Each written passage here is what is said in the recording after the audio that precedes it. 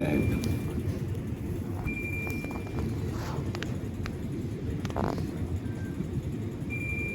कोणाचं वाचते? अच्छा,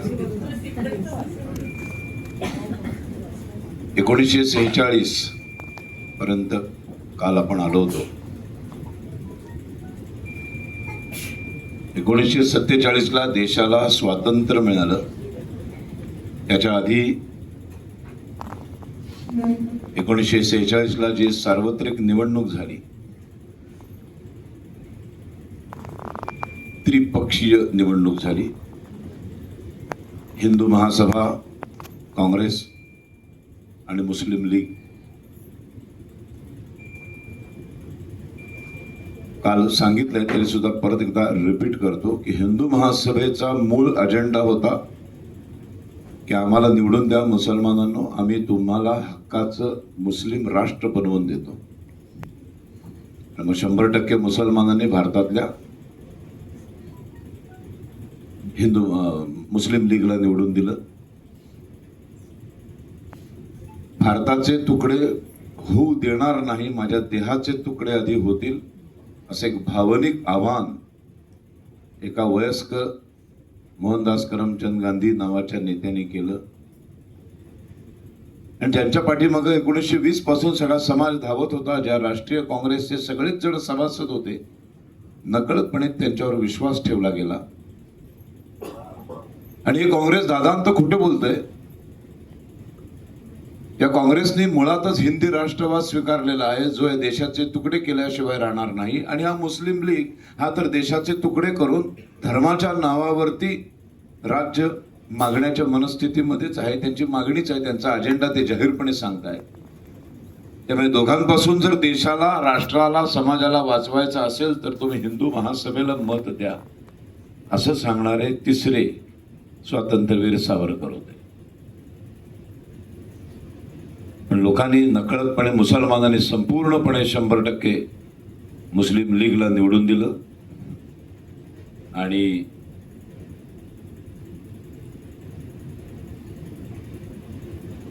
काँग्रेसला बाकी सगळ्यांनी निवडून दिलं. आणि हिंदू महासभेचा सावरकरांच्या अध्यक्षतेखाली दारुण पराभव झाला. आता हा दारुण पराभव झाल्यानंतर 47 साल उजाडलं.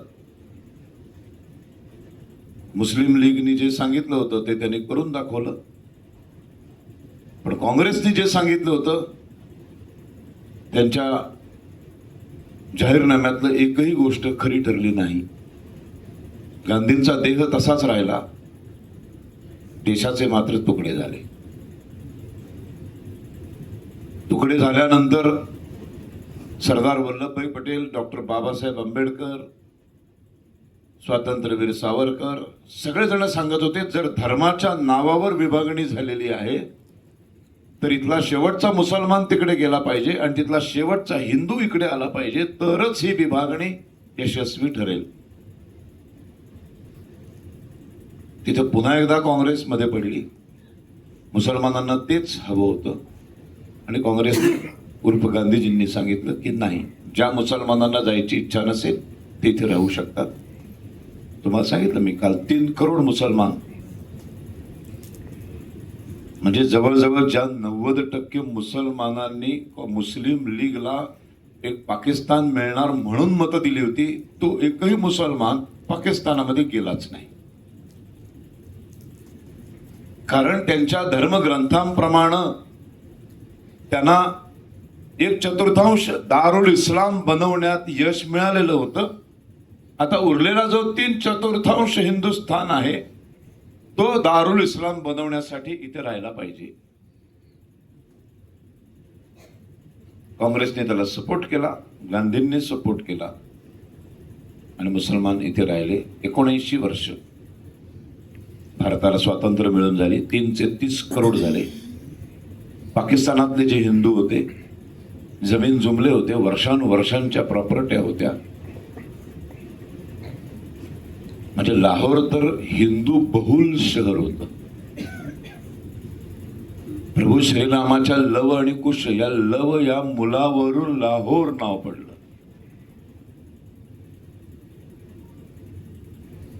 त्यामुळे तिथले हिंदू नाही आले. पण सुरुवातीला जिनांनी असं जाहीर केलं होतं की पाकिस्तान सुद्धा लोकशाही राष्ट्र असेल, एक सेक्युलर कंट्री बनवेन मी. धुळफेक केली.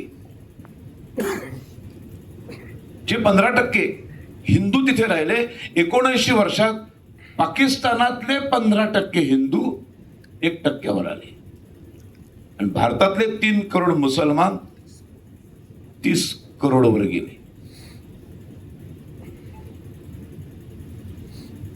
47 साली 70 लाख हिंदू निर्वासित होऊन पाकिस्तानातनं भारतामध्ये आले.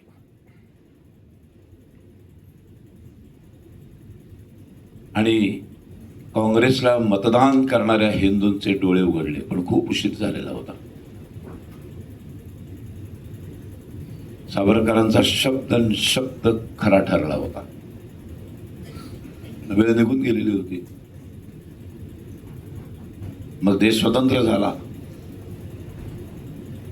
मग एक सिलेक्टेड मंत्रिमंडळ तयार झालं. 47ला जे मंत्रिमंडळ होतं त्यात हिंदू महासभेचे 2 मंत्री होते.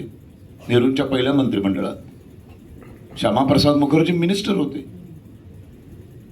श्यामाप्रसाद मुखर्जींनी विचारलं होतं सावरकरांना, काय करू मी? ते म्हणे, देश आणि देशाचं मंत्रिमंडळ ही काँग्रेसची संपत्ती नाही आहे. देशाच्या स्वातंत्र्यात सगळ्यांचं योगदान आहे. तर स्वतंत्र देशामध्ये मिनिस्टर होऊन जर तुम्हाला सेवा करायची संधी मिळत असेल तर आवर्जून जायला पाहिजे तिकडे. आणि मग ते गेले. त्यानंतरचं जे पहिलं युद्ध झालं चायना बरोबरचं. आता गंमत बघा, 47ला देश स्वतंत्र झालाय. सावरकरांनी एक पत्र पाठवलं होतं की स्वतंत्र देशामधली कुठलीही मोठी जबाबदारी टाकली तर मी समर्थपणे पेलायला तयार आहे. इच्छा होती सावरकरांची स्वतंत्र भारतामध्ये काहीतरी शासकीय संविधानिक एखादं पद मिळावं, जेणेकरून मला स्वतंत्र भारताची सेवा करता येईल. स्वतंत्र भारत कसा असावा हे जे स्वप्न आहे, हे स्वप्न मला साकार करता येईल. संविधानिक पदावर असण्याची ताकद, पॉवर फार वेगळी असते. त्याचबरोबरीने सावरकरांनी आपल्या पहिलं पंतप्रधानाला काही सूचना करणारं पत्र लिहिलं. काय दूरदृष्टी असेल, 47 साली लिहिलेलं पत्र आहे. आता देश स्वतंत्र झालाय. एकूणच दुसऱ्या महायुद्धानंतर जगाची ज्या पद्धतीची अवस्था झालेली आहे, सगळ्या देशांची आर्थिक परिस्थिती पूर्णपणे कोलमडलेली आहे. कुठलाच देश दुसऱ्या देशावर लादून राज्य करेल, गुलामीत ठेवेल अशी परिस्थितीच राहिलेली नाही. त्यामुळे आता आपण पुन्हा गुलामीत जाण्याचा प्रश्नच येत नाही. हा जो स्वतंत्र झालाय भारत, हा स्वतंत्र भारत बलवान भारत कसा करता येईल, बलाढ्य भारत कसा करता येईल, हे जे आज नरेंद्र मोदी साहेब म्हणतात ना विश्वगुरु, हे विश्वगुरूचं स्वप्न सावरकरांनी तेव्हापासून पाहिलंय. महासत्ता आणि विश्वगुरु याच्यात फार मोठा फरक आहे. महासत्ता म्हणजे फक्त माझीच सत्ता जगावर चालली पाहिजे, ज्याच्यासाठी अमेरिका धडपडते. जगातल्या 195 देशांनी अमेरिकेला विचारूनच निर्णय घेतले पाहिजेत, हे एक सत्ताधीश बोलतो. सत्ताधीश माझ्या बाजूला उभा असतो तेव्हा मला बोलताना भीती वाटते, आणि जेव्हा माझ्या बाजूला माझा गुरु उभा असतो, माझा शिक्षक उभा असतो ना, तेव्हा मी बिंदास बोलतो. भारताला कधीच सत्ताधीश व्हायचं नव्हतं. भारताला विश्वगुरु व्हायचं होतं, जगाला दिशा देणारा. कारण जगाला दिशा देण्याची ताकद फक्त आणि फक्त ज्ञान विज्ञानाने पूर्णतः असलेल्या सनातन हिंदू धर्माकडे आहे. म्हणून सावरकरांनी काही पत्र लिहिली, काही सूचना केल्या. सूचना फार ऐकण्यासारख्या.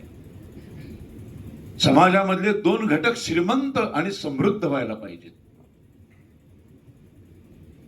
कुठले 2 घटक? एक सुरक्षा व्यवस्थेत काम करणारी माणसं आणि दुसरी शिक्षण व्यवस्थेत काम करणारी माणसं. सावरकरांच्या संपूर्ण साहित्यामध्ये श्रीमंत म्हणजे पैशाने श्रीमंत असं फार क्वचित शब्द वापरले असतील, पण ह्या दोन समाजातल्या घटकांबद्दल ते पैशाने श्रीमंत व्हायला पाहिजेत असं म्हणतात.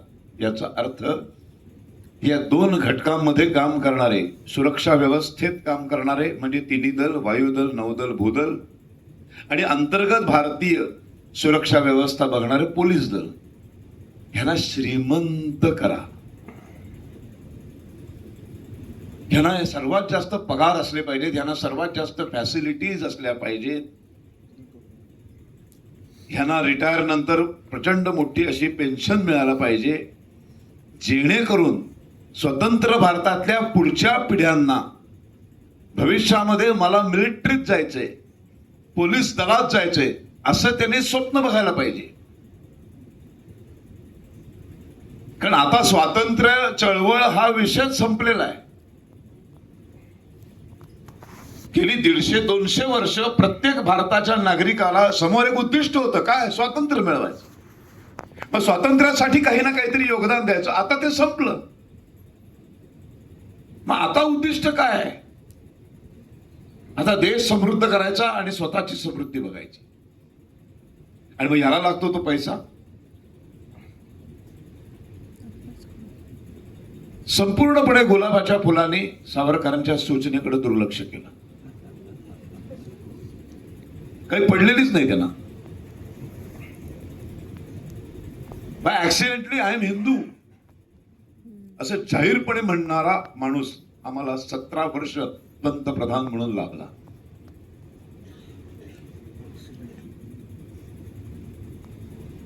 गेल्या 25 वर्षात 10वी आणि 12वी मेरिट मध्ये आलेला एकही मुलगा माझ्या बघण्यात नाही की तो असं म्हणतो की मला भविष्यामध्ये नौदलात भरती व्हायचे, वायुदलात भरती व्हायचे, भूदलात भरती व्हायचे, मला पोलीस दलात भरती व्हायचे. एकही विद्यार्थी नाही. सगळ्यांना कॉम्प्युटर सायन्स, सगळ्यांना इंजिनियर, डॉक्टर. सुरक्षा व्यवस्था सोडून जेवढे पैसे मिळवण्याचे मार्ग आहेत त्या सगळ्या गोष्टींमध्ये करिअर करायची इच्छा असते. तुम्ही मला दाखवा, तुम्हाला कधी आढळलंय?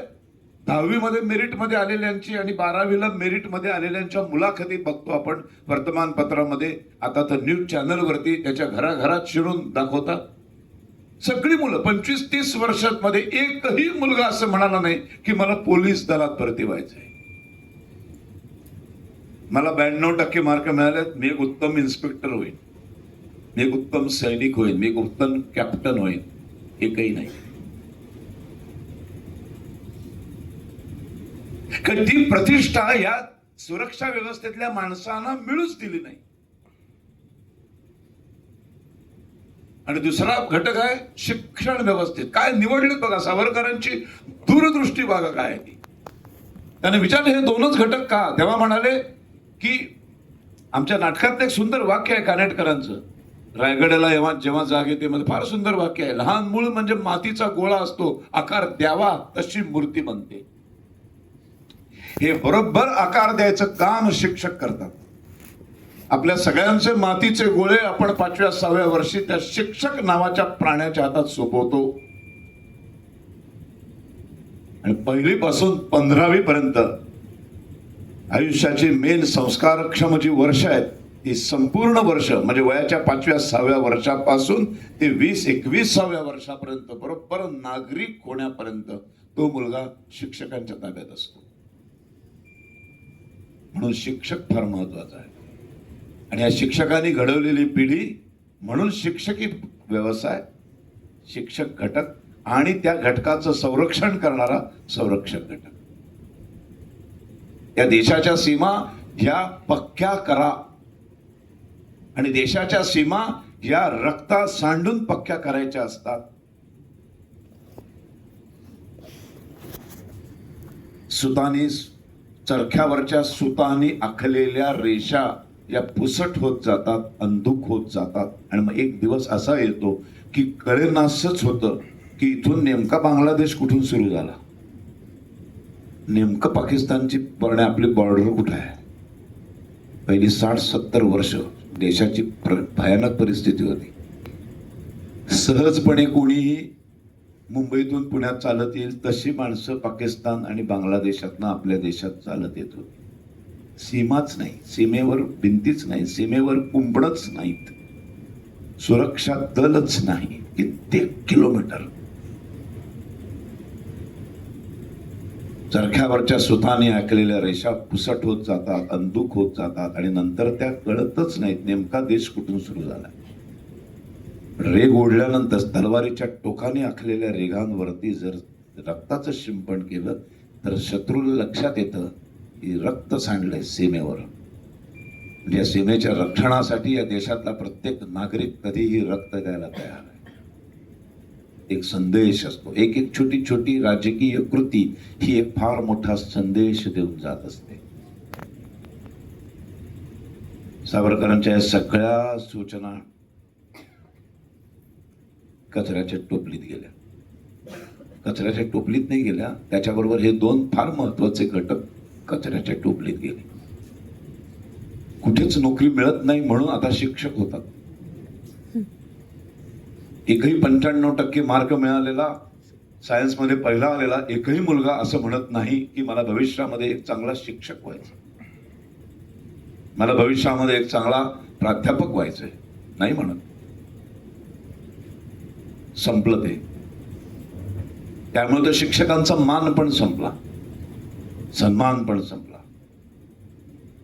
शिक्षकाला या देशात जेवढा सन्मान होता, या संस्कृतीत जेवढा सन्मान होता, तो सन्मानच संपला. काहीच माहिती नाही त्यांना.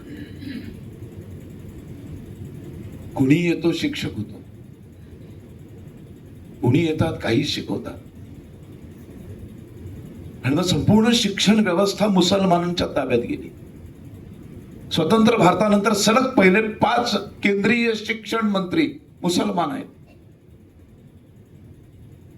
पहिली सलग 10 वर्ष मौलाना आझाद शिकलेत कुठे? मदरशांमध्ये. मदरशांमध्ये काय शिकवलं जातं? सायन्स, टेक्नॉलॉजी नाही. मदरशांमध्ये फक्त कुराण, इस्लामिक डिक्शनरी, हजीत, फक्त इस्लामिक धर्माचं शिक्षण दिलं जातं. तिथे शिकलेला एक माणूस, मुळात त्याचा ह्या देशाशी संबंध नाही, तो देशाचा पहिले सलग 10 वर्ष केंद्रीय शिक्षण मंत्री. मग त्यांनी टिपू सुलतान मोठा केला, त्यांनी अकबराला मोठा केला, त्यांनी औरंगजेबाला मोठा करून टाकला. मग आमच्या गुलाबाच्या फुलांनी एक भारतीय खोज नावाचा एक अफलातून धर्म ग्रंथ लिहून काढला. पण नाव पण मला आश्चर्यच वाटतं. भारतीय खोज. तू खोज केलीस? तू कुठला शोधून काढलास भारत? अख्ख्या एवढ्या मोठ्या खंडामध्ये एक पॅरेग्राफ छत्रपती शिवाजी महाराजांबद्दल. तो सुद्धा आधी लुटारू वगैरे लिहिलं होतं. यशवंतराव चव्हाण जाऊन त्यांना म्हणाले, अहो महाराष्ट्रात निवडून यायचंय, इथे शिवाजीला खूप मानतात, हे बदला. मग ते बदललं. काय बदललं? वाट चुकलेलं देशभक्त केलं. हे काँग्रेसवाले. शिवाजी म्हणजे वाट चुकलेला देशभक्त. म्हणून सावरकर सातत्याने सांगत होते, जे देश इतिहास विसरतात त्यांचा भूगोल बिघडतो. आज परत एकदा भूगोल बिघडण्याच्या स्थितीमध्ये आपण आलेलो आहोत. 8 राज्य गेली. सावरकर ऐकलेले शिक्षण व्यवस्थेचा बोऱ्या वाजलाय. शिक्षकाला माहीतच नाही कसं शिकवायचं.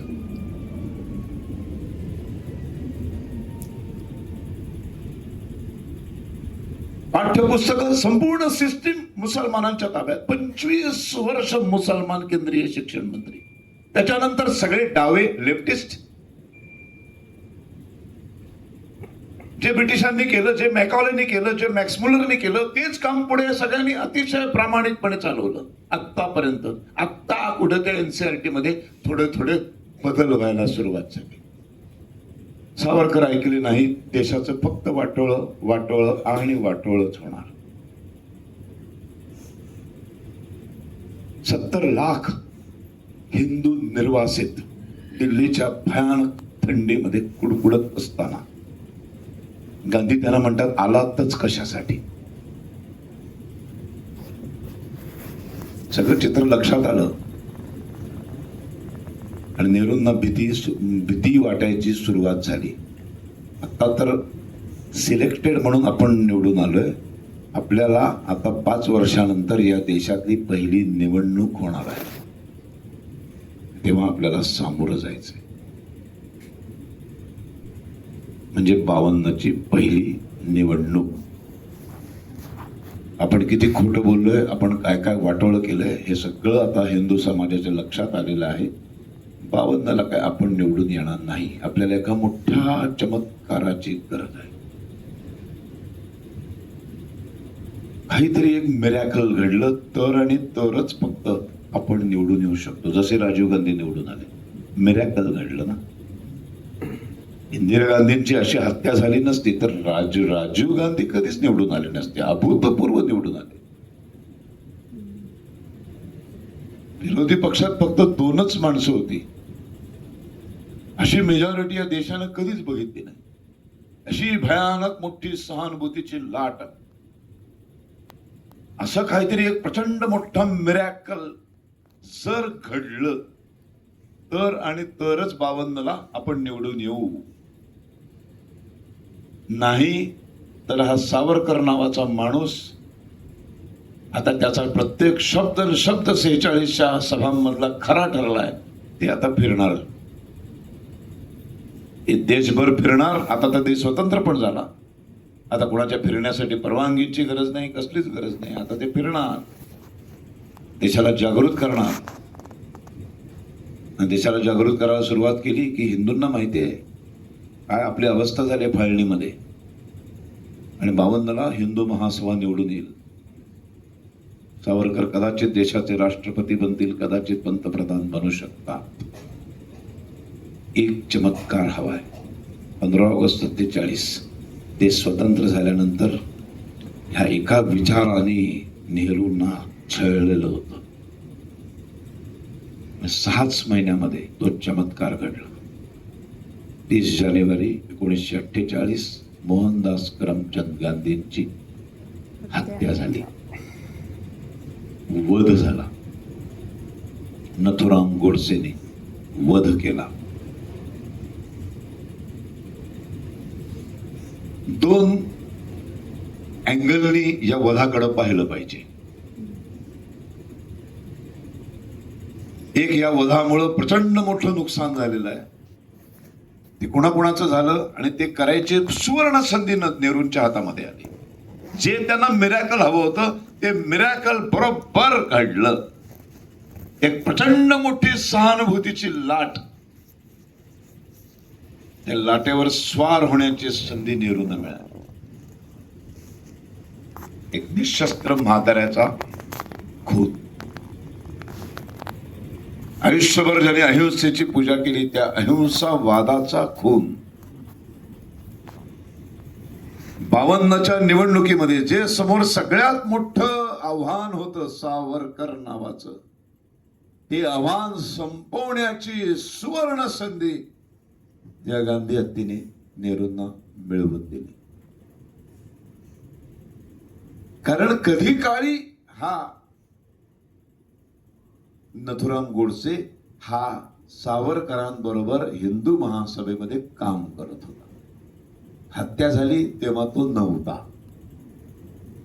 सुरुवातीला त्यांनी राष्ट्रीय स्वयंसेवक संघाचा तो स्वयंसेवक होता. हत्या झाली तेव्हा त्याचा आरएसएसशी सावरकरांशी काही संबंध नव्हता. 30 जानेवारी 48च्या आधीचे जे नथुराम गोडसेची जी 2 वर्तमानपत्र आहेत, दैनिक अग्रणी आणि हिंदू राष्ट्र, या वर्तमानपत्र सगळे उपलब्ध आहेत. या सगळ्या वर्तमानपत्रांचे त्याच्या आधीचे 4-5 महिन्यांचे सगळे अग्रलेख काढून बघा. त्या सगळ्या अग्रलेखांमध्ये सावरकर आणि या सगळ्या लोकांवर नथुरामने कठोर शब्दामध्ये टीका केलेली आहे. सावरकरांना मी आयडिओलॉजी म्हणून खूप मानतो, पण आजचे सावरकर आम्हाला मान्य नाहीत. आता सावरकर जेवढे मी वाचले, ते जर मी वाचलेले माझा जो काही अभ्यास आहे त्या अभ्यासानुसार एकदा जरी गोडसे सावरकरांना सांगायला गेला असता, एकदा जरी, की माझ्या डोक्यात असं चालू आहे, गांधींना संपवण्याचा विचार चालू आहे, तर 1001% सावरकरांनी गोडसेला समोर बसवलं असतं आणि त्याचं पूर्ण ब्रेन वॉश करून त्याला त्याच्यापासून लांब नेलं असतं. हे मी का म्हणतोय, ह्याचं उत्तम उदाहरण म्हणजे गोपाळकृष्ण गोखले, जे गांधींचे गुरु मानले जात होते, जे काँग्रेसचे मोठे नेते होते, त्या नेत्याची एकदा हत्या करण्याचा कट केला होता. आणि तो जेव्हा सावरकरांना कळला तेव्हा सावरकरांनी त्या सगळ्यांना बोलावून घेतलं होतं आणि त्यांचं ब्रेन वॉश केलं होतं. त्यांना फार मोठं लेक्चर दिलं होतं की एक लक्षात ठेवा, हिंसा आणि अहिंसेमध्ये एक फार मोठी पुसट रेषा आहे. आपण हिंसेचे समर्थक नाही आहोत. हिंसा किती लेवलपर्यंत, कुठल्या पातळीपर्यंत मला मान्य आहे. हिंस्त्र श्वापदाचे दात आणि नख काढण्यापर्यंतच हिंसा मला मान्य आहे. एक वाघ आहे, तो आपल्यावर अटॅक करतो आणि आपल्याला वाघापासून दुखापत जी काही होते ती वाघाकडे असलेल्या 2 शस्त्रांपासून. आता वाघाकडची शस्त्र कुठली, तर त्याचे सुळे, त्याचे दात आणि त्याची नख. जर वाघाचे दात काढून टाकले आणि वाघाची नख काढून टाकली आणि वाघाला सोडला, तो फक्त गुदगुल्या करेल, तो मारू शकत नाही. मारण्याची गरज नाही. आणि त्याच्यात सुद्धा स्वकीयांना मारण्याच्या मी 100% विरोधात आहे. मी मुळात कुठल्याही हत्येच्या विरोधात आहे. मला भगवान गौतम बुद्ध अत्यंत आवडतात, पण मी बुद्ध स्वीकारणार नाही जोपर्यंत जगातला शेवटचा माणूस बुद्ध होत नाही. जगातला शेवटचा माणूस त्याच्या हातातलं शस्त्र खाली ठेवत नाही तोपर्यंत मला निशस्त्र होण्याचा अधिकारच नाही. आणि मग ते श्रीरामाचं उदाहरण देतात, ते श्रीकृष्णाचं उदाहरण देतात, ते छत्रपती शिवाजी महाराजांचं उदाहरण देतात. श्रीरामाने सुद्धा शेवटच्या क्षणापर्यंत निकराचे प्रयत्न केले युद्ध टाळावं म्हणून. नाना तऱ्हेचे संदेश पाठवलेत रावणाला, नको युद्ध नको. युद्ध हा अंतिम उपाय नसतो, युद्धाने काही साध्य होत नाही. रावण ऐकायलाच तयार नाही.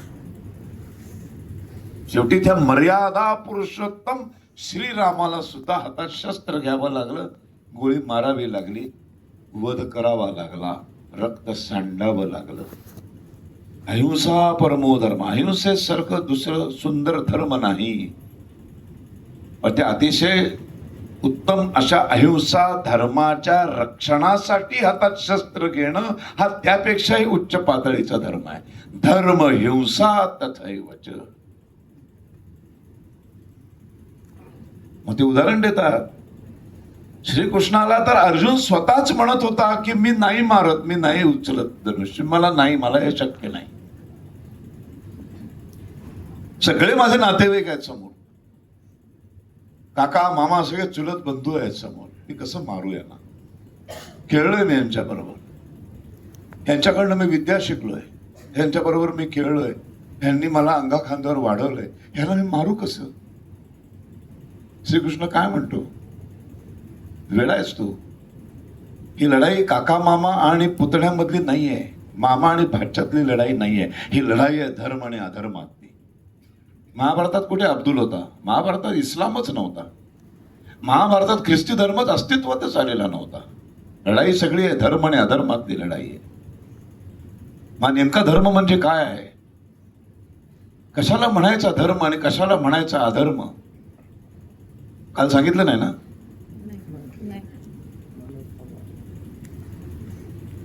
फार फार अप्रतिम आणि फार सोप्या शब्दात सावरकर धर्माची व्याख्या करतात. ही संपूर्ण सजीव सृष्टी एका कोणी तो परमात्म्याने निर्माण केली. एक कोणतरी शक्ती आहे, हे तर आपल्याला सर्वांना म्हणजे नास्तिक माणसाला सुद्धा मान्य करावं लागते की काहीतरी एक पॉवर आहे, त्यांनी हे सगळं निर्माण केलंय. कुठेतरी एका क्षणी आपल्याला हे सगळं मान्य करावं लागतं. म्हणजे 1/4 भूमीला 3/4 पाण्याचा वेढा आहे, तो संपूर्णपणे समुद्राचा आहे आणि तो खाऱ्या पाण्याचा आहे. पण त्या भूमीतून मात्र जे झरे वाहतात ते मात्र गोड्या पाण्याचेच.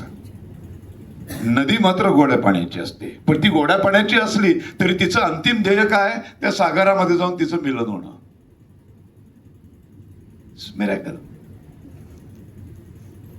हे कोणीतरी घडवून आणतंय. पाणी म्हणजे जीवन. हे जेव्हा सजीव सृष्टी निर्माण करायचा परमात्म्याने विचार केला आणि ठरवलं, तेव्हा त्याला या सजीव सृष्टीला लागणाऱ्या ज्या मूलभूत गरजा आहेत, अन्न, वस्त्र, निवारा आणि पाणी, तेही तो देतोय आपल्याला. हे सगळं त्यांनीच सुरू केलं. आपण म्हणतो ना, जो जन्माला घालतो तो खाण्याची व्यवस्था करतो. चिंता करू नका, लाचार व्हायची गरज नाही. बघितलेत कधी रस्ते खिडकीमध्ये एखादी चिमणी उपाशी होऊन मेली? चिमणी पण मरत नाही. रस्त्यात गाडी खाली येऊन कुत्र मरतं, उपाशी राहून कुत्र मरत नाही. कावळा अचानक मेला, असा खाली पडला सोसायटीच्या अंगणात. कसा मेला? 3 दिवस उपाशी राहिला, कोणी खायलाच दिलं नाही. कधीच होत नाही. ज्याला दुपारचं भूक लागल्यावर खाल्ल्यानंतर माहितीच नाहीये की रात्री भूक लागणार आहे, हा विचार सुद्धा ज्या कावळ्याला, चिमण्याला आणि त्या कुत्र्याला शिवत नाही, तो सुद्धा उपाशी राहत नाही. मग उपाशी राहण्याची भीती कशासाठी?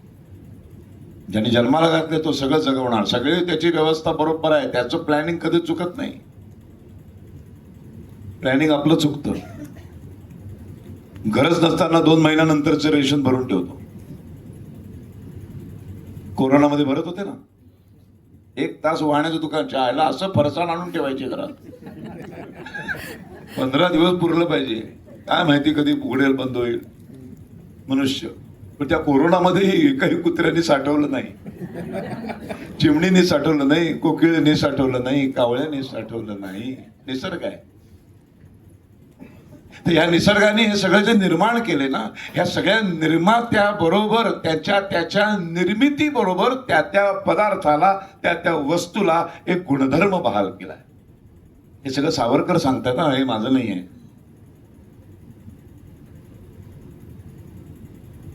गोपाळकृष्ण गोखलेंना मारायचा विचार केल्यावर का मारायचं नाही? का नाही मारायचं?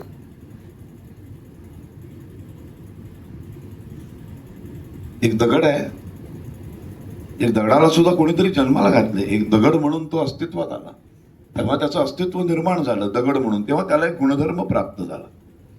कोणी हलवल्याशिवाय तो हलत नाही. कधी बघितलंय दगड हललेला? माणूस हलवतो, उचलतो आणि फेकतो. बरं, फेकल्यानंतर मग तो पुढचा प्रवास त्याचा सुरू झाला. फक्त पहिली एक स्टार्टरची गरज होती असं पण नाही. जिथे टाकला तिथेच थांबतो तो. प्रवाह, पाण्याचा प्रवाह त्याला ढकलतो, वनस्पती ढकलतात, पशु पक्षी ढकलतात, वादळ वारा ढकलतो, पण तो स्वतःहून कधीही हलत पण नाही. हा त्याचा गुणधर्म आहे. हा त्याचा गुणधर्म पृथ्वीवर त्याचा जेव्हा जन्म झाला दगडाचा, ज्या परमात्म्याने दगड निर्माण केला तेव्हा त्याला जन्मजात तो हक्क आणि तो अधिकार बहाल केला, तो गुणधर्म बहाल केला. आता या दगडाचा धर्म काय? या गुणधर्माचं 100% पालन करणं. इथे धर्म येतो. धर्म म्हणजे रिलिजन नाही.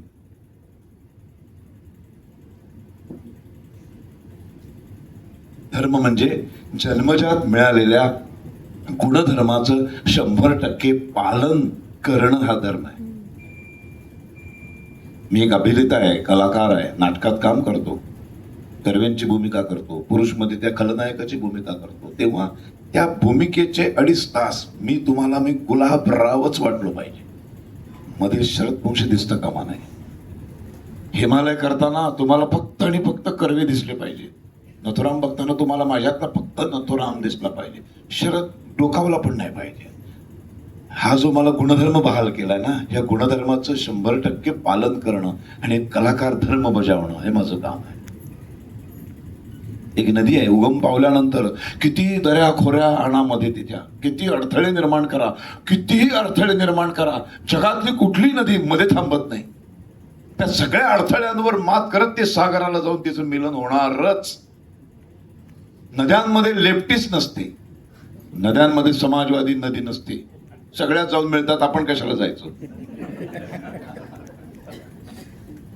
म्हणून पुण्यामध्येच एक नदी तिथेच रेंगाळली. बरोबर ना, कशाला? मी जरा डाव्या विचाराचं सरणीची आहे. असं होत नाही. नदी नदी असते, नदीचा गुणधर्म आहे.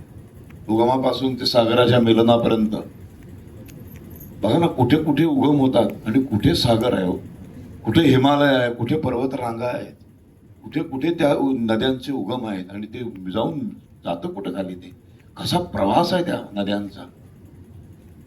कधीतरी एकदा सरस्वती नदीचा प्रवास बघा.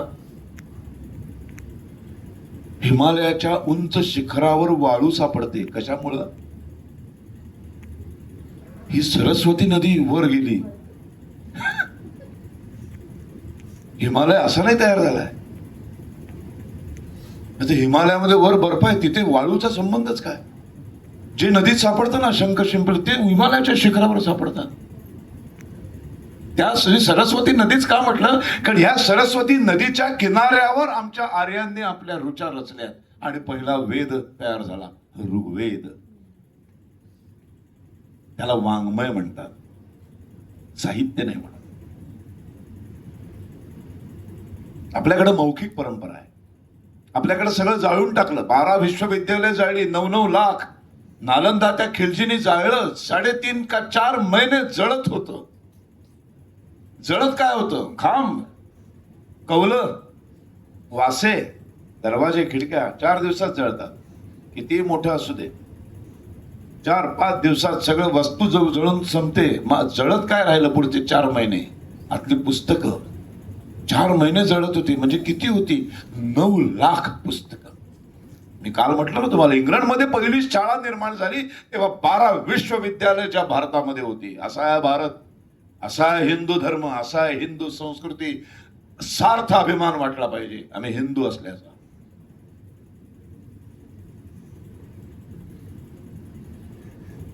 असा त्या नदीचा गुणधर्म आहे. त्या गुणधर्माचं ती 100% पालन करते. ती कधी आपण म्हणत नाही. आजही सिंधू पाकिस्तानमध्ये आहे. त्या सप्त सिंधू मुळं हप्त हिंदू. सरस्वतीचं हर हवती झालं, सप्ताचं हप्ता झालं आणि सप्त सिंधूचं हप्त हिंदू झालं आणि सिंधूचं हिंदू झालो आपण. आपला हिंदू हा शब्द अशा उत्पत्तीतून आलेला आहे. आपलं मूळ सुरुवात सप्त सिंधू पासून आहे. आपल्या कुठल्याही आयुष्यामध्ये जेवढे काही आपण विधी करतो, हिंदूंच्या घराघरामध्ये वर्षभरात कधी ना कधीतरी कुठली ना कुठली तरी पूजा होते. गणपती तर मॅक्झिमम घरात आणतात. नवरात्र बसवलं जातं. काहीच केलं नाही तरी दिवाळीत लक्ष्मीचं पूजन करतात, कारण ती हवी असते सतत. आणि या कुठल्याही मंगल, लग्न तर करतोच आपण,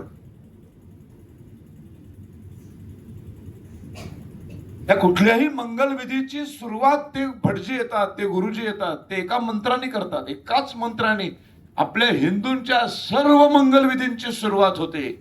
आपलं लक्ष नसतं ते गुरुजी काय म्हणताय, आपलं लक्ष नसतं. आपलं लक्ष भलतीकडेच असतं. त्या बायकोनी लॉकरमध्ये दागिने का नाही आणलेस तू? आज किती माणसं येणार आहेत, आपल्याला दाखवायचे ना आपल्याकडे किती दागिने आहेत. सांगितलं होतं तुला. तोपर्यंत तो भटजी असं मांडीवर हात मारतो. हा काय, ते पाणी सोडा ना. हा बोल, तो काय म्हणाला, ते कशासाठी पाणी, काही कशाशी काही घेणं नाही देणं नाही. तो मंत्र असतो, गंगेचे यमुनेचे व गोदावरी सरस्वती नर्मदे सिंधू कावेरी जलेस्मिन सिन्निधी कुरु. गंगेचे यमुनेचे व गोदावरी सरस्वती नर्मदे सिंधू कावेरी 7 नद्या, सप्त सिंधू, कधीही न आटणाऱ्या, 12 24 तास वाहणाऱ्या नद्या आहेत. यातली एकही नदी हटत नाही, एकही नाही. म्हणून तर प्रश्न पडतो की तरी सुद्धा 7 नद्या ज्या देशामध्ये कधीच आटत नाहीत, अखंड वाहतात, तरी त्या देशामध्ये दुष्काळ कसा पडतो? दुष्काळ पडत नाही, दुष्काळ पाडला जातो. म्हणून ब्रिटिशांना जेव्हा इच्छा होती या देशावर अनंत काळ राज्य करायची, तेव्हा त्यांनी स्वतःच्या सोयीसाठी या 7 नद्यांच्या जोडण्याचा प्रकल्प मांडला होता. लक्षात ठेवा, पहिल्यांदा ही जी 7 नद्या जोडण्याचा जो प्रकल्प आहे हा ब्रिटिशांनी पहिल्यांदा मांडला होता. जेव्हा त्यांच्या लक्षात आलं आता आपल्याला काही फार काळ इथे राहायचं नाही, उगाच नको त्या पैशात पैसे कशाला घालवायचे, मरू द्या, देश बोंबलत जाऊन दे तिकडे, असं म्हणून ते इथे निघून गेले. मग तो प्रकल्प नंतर संसदेमध्ये आला होता. तेव्हा आमच्या गुलाबाच्या फुलांनी त्याला कशाची ह्याची व्हॅल्यूच नव्हती, त्याला मजा करायची होती. त्याच्यानंतर मग अटल बिहारी वाजपेयी असताना त्यांनी हा प्रकल्पावर पुन्हा एकदा संसदेमध्ये चर्चा केली होती. 7 नद्या ज्या दिवशी या देशात जोडल्या जातील ना, या देशातला दुष्काळच संपेल. राजकारणाने दुष्काळ संपून चालणार नाही. मग दुष्काळग्रस्त जो निधी निर्माण केला जातो 400-500 कोटीचा, तो कसा मग कुणाच्या खिशात जाईल तो? मी एकदा मोठ्या पॉलिटिशियनची एक भूमिका केली होती एका सिनेमामध्ये. त्याच्या तोंडी त्या लेखकाने फार सुंदर वाक्य दिलं होतं. मी एका पक्षाचा प्रमुख असतो, रिमोट कंट्रोल माझ्या हातात असतो आणि मी एका आमच्या नेत्याला मुख्यमंत्री बनवतो, असं त्या सिनेमातली गोष्ट होती ती. आणि तो अतिशय प्रामाणिक माणूस असतो. कोण? तो ज्याला मी मुख्यमंत्री बनवतो. आणि तो बिचारा सगळंच प्रश्न सोडवण्यासाठी माझ्याकडं सगळ्यावरचे उपाय घेऊन येतो आणि चर्चेला बसतो. त्याला तो सांगतो एकही प्रश्न सोडवायचा नसतो राजकारणात. राजकारण तेव्हाच असतं जेव्हा प्रश्न सुटत नाही, तोपर्यंतच राजकारण. प्रश्न सुटला, राजकारण संपलं. तू संपशील, मी पण संपेल. मूर्ख आहेस काय? सोल्युशन कधीच द्यायची नसतं. इतकं पटलं मला ते. म्हणलं करेक्ट आहे. म्हणून आपल्याकडे कुठल्याच गोष्टीचं सोल्युशन जात नाही बघा. आपण सगळ्यांच्या वरवरच्या मलमपट्ट्या करतो. सावरकर वगैरे मुळापासूनच समस्या सोडवण्यासाठी धडपडत होते. आणि जो पहिला पंतप्रधान बसला होता त्याला समस्या सोडवायच्याच नव्हत्या. हा संघर्ष आहे. तर अशा ह्या गुणधर्माचं पालन नदी करते, दगड करतो, अग्नी करतो. अग्नीच्या जवळ जाऊन बसला तर तुम्हाला थंडीमध्ये ऊब मिळते. आपण बघा शेकोट्या पेटवतो, आता जरा थंडी चालू आहे आणि चारी बाजूने असे गोल बसतो. कधीतरी मनात एखाद्याच्या तरी येत असेल का हो की जर बाजूला बसून एवढी छान ऊब मिळते त्याला आपण अग्नीतच बसूया ना, नाही का? एकदमच उबदार. पण तसं करत नाही आपण कधीच. तसे विचार पण शिवत नाही, कारण आपल्याला याची गॅरंटी आहे की त्याच्यात बसलं की जळणार आणि तिथे आरक्षण नाही आहे.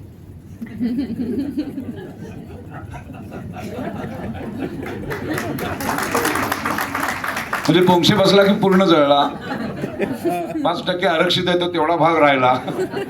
असलं तिकडे काय नाही. अग्नीचा गुणधर्म 100% बजावून अग्नीचा धर्म बजावतो. म्हणून अमेरिकेतल्या अग्नीला आपण असं कधीच म्हणत नाही ख्रिस्ती अग्नी, इथे हिंदू अग्नी. किंवा दुबईमध्ये शेकोटी पेटवली मुस्लिम अग्नी असं म्हणत नाही. मुस्लिम दगड नाही म्हणत. दगड दगड असतो, अग्नी अग्नी असतो, नदी नदी असते. तसाच एक माणूस बनवला ना, तसाच एक माणूस पण बनवला आणि त्या माणसाला एक गुणधर्म दिला जन्मजात. समोरच्या माणसाशी, माणूस असल्यामुळे पहिल्यांदा माणसाशी, पशूंशी, पक्ष्यांशी, नद्यांशी, नाल्यांशी, वृक्षांशी, डोंगरांशी, दऱ्यांशी, पर्वतांशी, दगड माथ्याशी, सगळ्यांशी प्रेमानं आणि माणुसकीनं वागणं. आणि या माणुसकी गुणधर्माचं जो माणूस पृथ्वीवरचा, सावरकरांचे वाक्य किती विशाल विचार आहे बघा.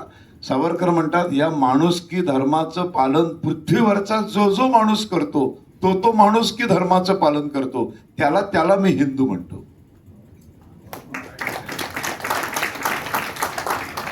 म्हणून हिंदू असण्यासाठी कुठली अट नाही, हिंदू असण्यासाठी कुठलं पुस्तक नाही, हिंदू असण्यासाठी एक देव नाही, हिंदू असण्यासाठी एक धर्मग्रंथ नाही.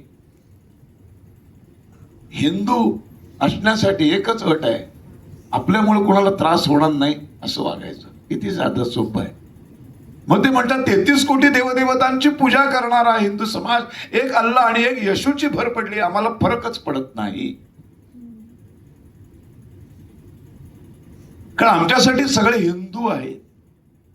पुढे जाऊन ते म्हणतात जगात जन्माला येणारं पहिलं मूल हे जन्माला येतं तेव्हा हिंदू असतं, या गुणधर्मानुसार.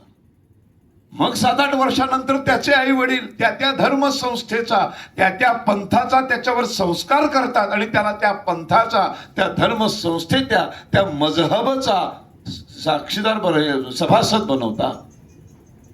तिथून तो सांगायला सुरुवात करतो मी मुसलमान आहे, मी ख्रिश्चन आहे, मी अमुक आहे, मी तमुक आहे. आमच्यावर संस्कारच नाही, आम्हाला काही करावंच लागत नाही. आम्हाला हिंदू असण्यासाठी कुठली नियमावली नाही आणि कुठले नियम नाहीत, कुठले संविधान नाही, कुठली घटनाच नाही, त्याच्यामुळं ते काटेकोरपणे पाळण्याचा प्रश्न येत नाही. आणि काटेकोरपणे नियम असतात तेव्हा ते काटेकोरपणे पाळले जायला पाहिजेत. आपण फिरायला जाताना सांगतात ना आपले सगळे हे लोक की प्लीज कोणी 12च्या आत या, परत आलात ना तुम्ही सगळे म्हणून तर इथे आला दत्ता. एखाद्याने हा नियम पाळला नसता, तिथेच फिरला आपला तिकडे मस्त वाटते म्हणून, तर गोंधळ झाला असता सगळा. मग या जे नियम घालून दिले जातात, या नियमांचं काटेकोरपणे पालन करणं तिथे कट्टरता येते. म्हणून हिंदू कधी कट्टर असू शकत नाही, कारण कुठला नियमच नाही. या एका देवाला मानलं पाहिजे अजिबात नाही. मंदिरात 3 घंटा वाजवल्या पाहिजेत अजिबात नाही. रोज भगवद्गीता वाचलीच पाहिजे नाही. रामायण वाचलं पाहिजे नाही. महाभारत नाही, काहीच वाचायचं नाही मला, चालेल ना, तरी तू हिंदूच आहेस. 100% नास्तिक होण्याची परवानगी आहे. ह्याच्यापेक्षा सौंदर्य जगात काय असू शकतं. म्हणून जगामध्ये, विश्वामध्ये धर्म एकच, हिंदू धर्म. म्हणून सावरकर म्हणतात सर्व धर्म समभाव. हा मूर्खांचा शब्द आहे. सर्व धर्म म्हणजे तुम्ही एक तर धर्म 4-5 आहेत हे आधी मान्य करावं लागतं. धर्मच नाही आहेत मुळात. सृष्टीमध्ये धर्म एकच आहे, हिंदू धर्म, माणुसकी धर्म. ठीक आहे, एखाद्याला हिंदू शब्दाचं वावडं असेल तर त्यांनी मी माणुसकी धर्माचं आहे म्हणावं, आम्हाला प्रॉब्लेम नाहीये काही. पण माणुसकी धर्माचं पालन मात्र त्यांनी केलं पाहिजे. माणुसकी धर्माचा आहे म्हणून हिंदू देवदेवतांची टिंगल नाही करायची वृक्षांच्या आडून.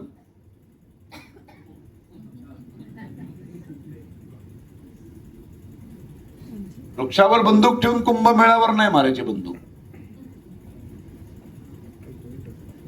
वृक्ष वाचवायचेत ना, मग वृक्षापुरतच मर्यादित राहा. खऱ्या अर्थाने माणुसकी धर्म पाळा. मग हिंदू हे शब्द नाही उच्चारले तरी चालेल, एकाही देवदेवांची पूजा नाही केली तरी चालेल, घरामध्ये देवघर नसलं तरी चालेल, काही फरकच पडत नाही. माणुसकी धर्म पाळताय ना, बास. मला काय पाहिजे आणि आपल्याला तरी काय पाहिजे. आणि माणुसकी धर्म पाळला की भांडणच नाही हो, वादविवाद नाही, भांडण नाही, मारामाऱ्या नाही, शांतता आहे फक्त, मनशांती आहे सगळीकडे. म्हणून फक्त हिंदू धर्मातल्या संतांच्याकडं आता विश्वात्मके देवेच्या उभी आली. कुठल्याही सेंट कडनं आली नाही, संतांकडनं आली. षट रिपूंचा साधून जातात तेव्हा साधू बनतो.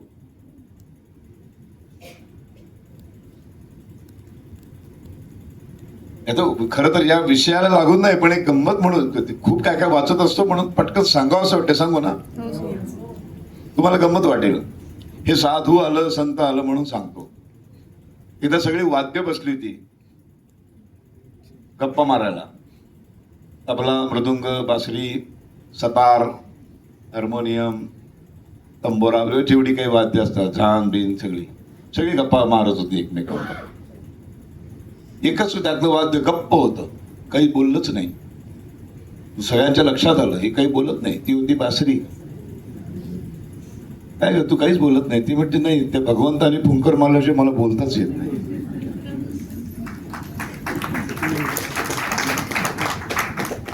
ती रिकामी आहे, माझ्या हात काहीच नाही आहे. 7 स्वर आहेत की नाही, सारे धमपदनीचं. सगळ्या वाद्यांना 7 स्वर आहेत, बासरीला 6 भोक आहेत. त्यांनी फुंकर मारले, षट रिपू आहेत, निघून गेले, मी रिकामी झाले. आता मी ठरवतच नाही काय बोलायचं, तो ठरवेल. काय सुंदर वाचलं मी, वा वा वा. मी हे का सांगतोय, हा हिंदू धर्म आहे. हे असं बासरीसारखं होता आलं पाहिजे. असं काही बोलायचंच नाही ज्या सुरांमुळे लोक दुखावले जातील. बासरीच्या कुठल्याही सुराने आपण असं होत नाही बघा. तुम्ही गाढ झोपेत असता, कोणीतरी हळूच बासरी वाजवली तर छान वाटतं आपल्याला, शिवाय देत नाही उठत. ड्रम बडवला तर चायला सटक त्याच्या आईला, झोपलो रविवारचा जरा, पण बासरी वाजवली आहे कोण छान वाजते ना, किती छान वाटतं ना.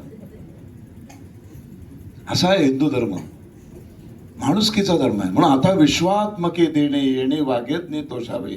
13व्या शतकात ज्ञानेश्वर माऊली, 16 वर्षाचं पोर काय मागतं, आता विश्वात्मके दे, विश्वातल्या सगळ्यांचं भलं कर. जो जे वांचेल तो ते लाहो प्राणी जात.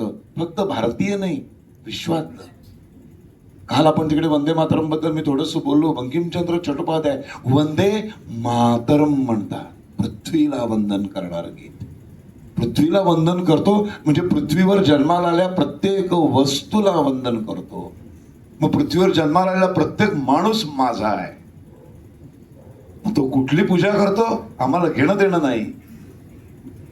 हे विश्वचे माझे घर, वसुधैव कुटुंबकम्. हे बघा, हे सगळे शब्द तुम्हाला फक्त आणि फक्त वेदांमध्ये दिसतील, हिंदू संस्कृतीमध्ये दिसतील, बाकी सगळीकडे नाही. बाकी फक्त आम्ही म्हणू तसं. ख्रिस्ती असू देत, फक्त ते सॉफिस्टिकेट असल्यामुळे आपल्याला कळत नाही. ते थ्री पीस सूट घालून छान छान इंग्लिश बोलत बोलत तुम्हाला मूर्ख बनवतात आणि तुम्हाला तुमच्या गरजा ओळखून तुम्हाला त्या गरजा भागवून तुम्हाला ख्रिस्ती धर्मात स्वीकार बनवतात.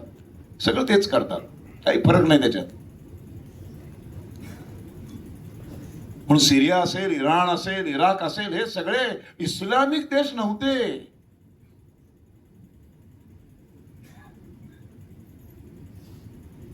हे सगळे इस्लामिक देश झाले आणि अतिशय 25, 30, 50, 100 वर्षात झाले. पण 630 का 635 ला पहिलं आक्रमण झाले भारतावर.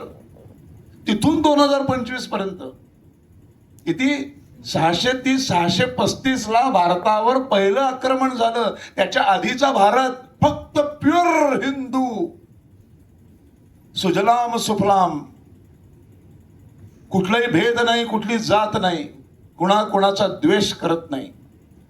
इतकं सुंदर, जगाला हेवा वाटावा. जग रानटी अवस्थेत होतं तेव्हा आम्ही इथे दागिने बनवत होतो. दागिने नाही मिळत ना खाणीमध्ये, सोनं मिळतं उबड दोबड, अशुद्ध. शुद्ध नसतं ते, शुद्ध करावं लागतं त्याला. साडीवरती, साडीच्या पदराला सोन्याची जर, हे उल्लेख ऋग्वेदात आहे. आता ते निलेश ओकांनी साधारण रामायणाची तारीख काढली 14,000 वर्ष आणि महाभारत 7,000 वर्ष. फार लॉजिकल त्यांनी त्यांच्या त्या इंटरव्ह्यू मध्ये ते सांगतात. म्हणजे 14,000 वर्षापूर्वी श्रीराम जन्माला आला, त्याला काय शिकवलं वसिष्ठांनी? ऋग्वेद शिकवलं ना. तो ऋग्वेद कधी जन्माला आलाय माहितीच नाही, ऋग्वेदाची एक्झॅक्ट तारीखच नाही काढतायत. कारण ह्या रचलेल्या ओव्या आहेत. सरस्वतीच्या नदीच्या आर्यांनी रचल्या ओव्या त्या पाठ केल्या. मुळातच आपल्याकडं पद्धतच शिक्षणाची, गुरु शिवाय शिक्षणच नाहीये. गुरुनी सांगितलं, तुम्ही ते वदवून घेतलं, ते पाठ केलं. मौखिक परंपरा. म्हणून ज्या एकाला एक वेद पाठ आहे तो वेदी आडनाव आहे, त्याचं 2 वेद पाठ आहेत ते द्विवेदी आहे, 3 वेद त्रिवेदी, 4 वेद चतुर्वेदी अशी आडनाव पडली. कामाची विभागणी केली 4 भागांमध्ये. हे सगळं सावरकर 1923 ते 1937 सर्व महारवाडा, मांगवाडा, तेलीवाडा, तुंबळवाडा, भंगीवाड्यामध्ये जाऊन तुम्ही सगळी माणसं आहात. ह्या जाती नंतर चिकटवल्या गेल्या आहेत ब्रिटिशांनी त्यांच्या स्वार्थासाठी. आक्रमणानंतर यांची जात निर्माण झाली. या जाती नाहीत, हे व्यवसाय आहे. नॅचरली एका व्यवसाय करणारी माणसं एकत्र राहायला लागली, समूह करून राहायला लागली. आक्रमणानंतर, आक्रमणाच्या आधी ब्राह्मण, मग लोहार, मग कुंभार, मग एक क्षत्रिय, सगळे एकत्र राहत होते, काही संबंध नव्हता.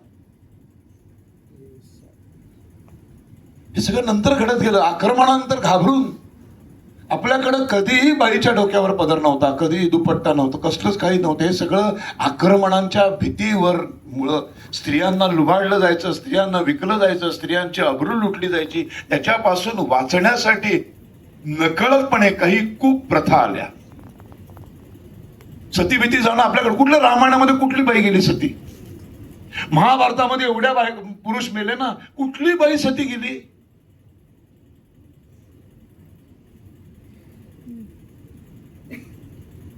आपल्याकडे असल्या कुठल्याही प्रथा नव्हत्या. 1-2दा जोहार केले गेले, ते युद्धाच्या प्रसंगी केलेले जोहार आहे. आता शत्रू पकडून देणार म्हणून त्यांच्यापासून आपली आबरू लुटण्यापेक्षा आपण त्या अग्नीमध्ये म्हणून त्या उड्या मारल्यात.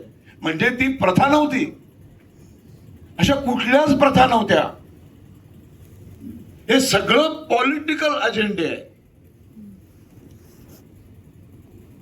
हा जर हिंदू समाज एक झाला की राजकारण संपणार आहे, की जातीय भिंती संपणार आहेत. जातीय भिंती संपल्या की आरक्षण संपणार आहे. आरक्षण संपलं की सगळंच संपलं की हो. मग परत पूर्वीचा काळ येणार आपला, तो 600 वर्षांपूर्वीचा. सुजलाम सुफलाम, कर्तृत्व दाखवा. काय अफलातून आहे. सावरकरांचं एक वाक्य असं कोरूनच ठेवा, जे देश इतिहास विसरतात त्यांचा भूगोल बिघडतो.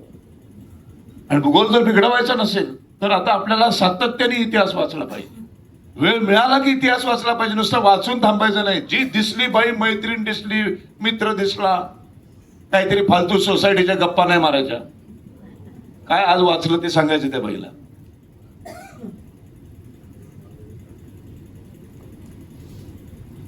सगळं आक्रमण करणाऱ्या सगळ्या आक्रांताने पूर्ण चित्र बदलून टाकलं. आणि सावरकर या हिंदूंना एकत्र आणून या हिंदूंचं हे हिंदुत्व हे राष्ट्रीयत्व व्हायला पाहिजे, जे कुठल्या ग्रंथाशी, कुठल्या पुस्तकाशी, कुठल्या नियमांशी, कुठल्या अटींशी संबंधच नाही. जर भारत मोठा करायचा असेल तर भारतामध्ये हिंदुत्व हे राष्ट्रीयत्व व्हायला पाहिजे. राष्ट्राचं हिंदूकरण म्हणजेच माणुसकीकरण आहे, हे सावरकरांना अपेक्षित आहे. म्हणून सावरकरांना एकदा विचारलं, तुम्ही सारखं हिंदू हिंदू हिंदू म्हणता, तुमचं काय म्हणणं आहे का जगाचं हिंदूकरण करायचंय? ते मला गरजच नाही करायची. माझं अंतिम ते फार अफलातून हे दिलंय, त्यांनी उत्तर दिलंय. ते म्हणाले, माझं अंतिम ध्येय ऐकायचंय तुम्हाला सांगतो. मला जर कोणी भविष्यात विचारलं की तुझी जात कुठली, तर मला हे सांगताना आनंद वाटेल, मनुष्य ही माझी जात आहे. मला समाज त्या लेवलपर्यंत आणायचा आहे. एकच जात राहील ना जेव्हा मनुष्य, तेव्हा मी सांगेन ना की माझी मनुष्य ही जात आहे. पण जोपर्यंत माझ्या समोरचा कुंभार, चांभार, मराठा हे सांगतोय, तो पण मला नाईलाजाने ब्राह्मण आहे सांगावं लागलं. जोपर्यंत समोरचा मग त्याची आयडेंटिटी सोडत नाही, समोरचा त्याचं शस्त्र खाली टाकत नाही, समोरचा जोपर्यंत त्याचा धर्म पुस्तक खाली ठेवत नाही, तो पण मला ते नाईलाजाने ठेवावं लागतं. नाईलाज आहे. मी नाईलाजाने क्रांतिकारक झालोय, मज्जा म्हणून नाही, बाय चॉईस म्हणून नाही. इंजिनियर व्हायचं का क्रांतिकारक? मस्त क्रांतिकारक हो, 2-4 माणसं उडवू ब्रिटिश, हे काय मला आनंद आहे म्हणून नव्हे. ज्या दिवशी हे ब्रिटिश माझा जन्मजात मिळालेला हक्क आणि अधिकार काढून घेतलाय म्हणून ते दुश्मन आहेत माझे. ज्या दिवशी माझा जन्मजात निसर्गाने मला बहाल केलेली माणुसकीचा अधिकार, ज्या दिवशी ते ब्रिटिश मला बहाल करतील, माझं शत्रुत्व संपलेलं असेल. इथं थांबत नाही माणूस. 15व्या का 16व्या वर्षी मित्रमेळाच्या बैठकीतलं भाषणात बोललाय. 15 का 16 वय होतं सावरकरांचं. जेव्हा ब्रिटिशांना कोणीतरी दुसरा देश गुलामीत टाकेल, तेव्हा ब्रिटिशांच्या स्वातंत्र्यासाठी सुद्धा हा सावरकर उभा राहील. ही लढाई फक्त भारतीय स्वातंत्र्याची नाही आहे, ही लढाई जगातल्या माणसांच्या स्वातंत्र्याची आहे, माणसांच्या नैतिक अधिकारांची लढाई आहे. सावरकर हे फार वैश्विक विचार करणारा माणूस आहे, एक फार मोठा तत्ववेत्ता आहे. संपूर्ण मनुष्य जातीच्या हिताचा, भल्याचा विचार करणारा आहे. पण चॅरिटी बिगिन्स ॲट होम, तसं माझी त्या सगळ्याची सुरुवात मला भारतातून करायची. भारतातल्या प्रत्येक माणसाने आपल्या गल्लीतून करावी, आपल्या सोसायटीतून सुरुवात करावी. म्हणजे ती सोसायटी मी मनुष्य जातीची बनवेन, माझी सोसायटी माणुसकी धर्माची बनवेन, मग माझ्या बाजूच्या सोसायटीतल्या लोकांनी त्यांची बनवावी. त्या दोन माणुसकी आपोआप, दोघे माणुसकी लेवलला आले की कधी एकत्र होणार कळणारच नाही. दोन नद्यांचा संगम कधी होईल कळणारच नाही. आणि असे जर सगळेच आपण संगमात पाहलो तर मग सगळेच जण आपण सागरामध्ये विलीन होऊन जाऊ, एकच सागर होईल, कळणारच नाही. या सागरामध्ये, सागरात गेल्यावर कळत नाही ना, ह्यातल्या गंगेचं पाणी कुठलं, यमुनेचं कुठलं, सरस्वतीचं कुठलं, सिंधूचं कुठलं, नाही कळत. एकदा ते गेलं की सगळं एक होतं. असा हा संपूर्ण मनुष्य जात एक व्हायला पाहिजे. म्हणून मला जर कोणी भविष्यात विचारलं जात कुठली, तर मनुष्य जात, धर्म विचारलं तर माणुसकी धर्म, आणि राष्ट्र विचारलं तर पृथ्वी हे माझं राष्ट्र आहे, हे माझं अंतिम ध्येय. काय विचार आहे हो. पृथ्वी हे माझं राष्ट्र आहे.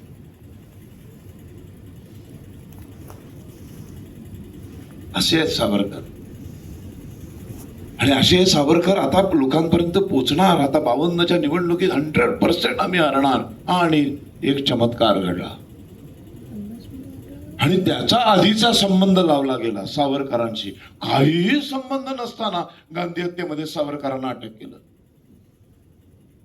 त्यांचा धाकटा भाऊ नारायणराव सावरकर, या देशातलं पहिलं मॉब लिंचिंगचं पहिलं उदाहरण, समूहानी जमावानी जाऊन दगडाने ठेचून मारलेला या देशातला पहिला माणूस म्हणजे सावरकरांचा धाकटा भाऊ नारायणराव सावरकर. दादरला मारलं.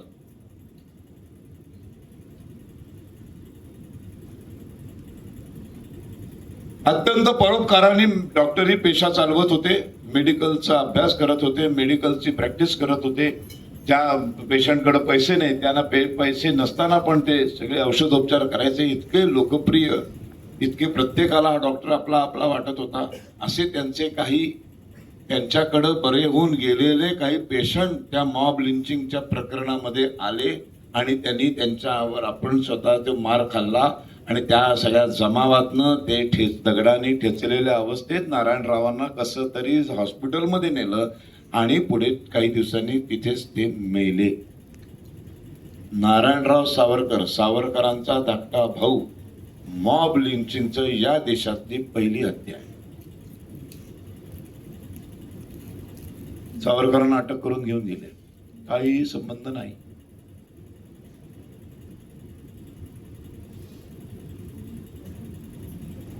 आता नथुराम गोडसे सावरकरांना आपलं दैवत मानत होते. ते नाना आपटेला म्हणाले की आपण आता जे कृत्य करायला चाललोय त्याच्यानंतर आपल्याला पळून जायचं नाहीये. नथुरामने पळण्याचा प्रयत्न नाही केला. नथुराम स्वतःहून स्वाधीन झाला. नथुरामने कधीही कुठलंही मी वेडेपणात केलं, मी मूर्खपणाने केलं, मला माफ करा असलं काही केलं नाही. नथुरामने बचावाचा कुठलाही पवित्रा घेतला नाही. नथुरामने एकही वकील घेतला नाही. पोलीस स्टेशनला गेल्यानंतर पहिलं वाक्य आहे त्याचं, मी गांधींना मारलंय, मला मृत्यूदंडाची शिक्षा द्या. इन्व्हेस्टिगेशनचा प्रश्नच आला नाही. ओपन अँड शट केस. पण असं करायचं नव्हतं. कुणाला? गुलाबाच्या, आपण गुलाबाचं फुल,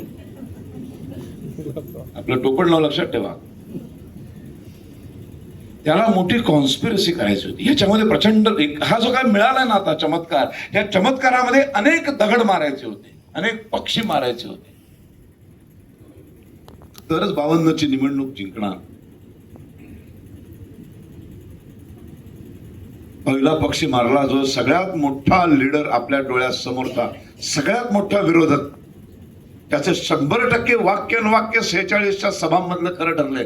त्या सावरकरांना पहिलं अडकवून टाकलं. सरदार पटेल विरोध करत होते, बाबासाहेब आंबेडकर कायदेमंत्री होते, ते विरोध करत होते. काही संबंध नाही, प्लीज यांना अडकवू नका. नाही, अट्टाहासाने त्यांना आतमध्ये टाकलं.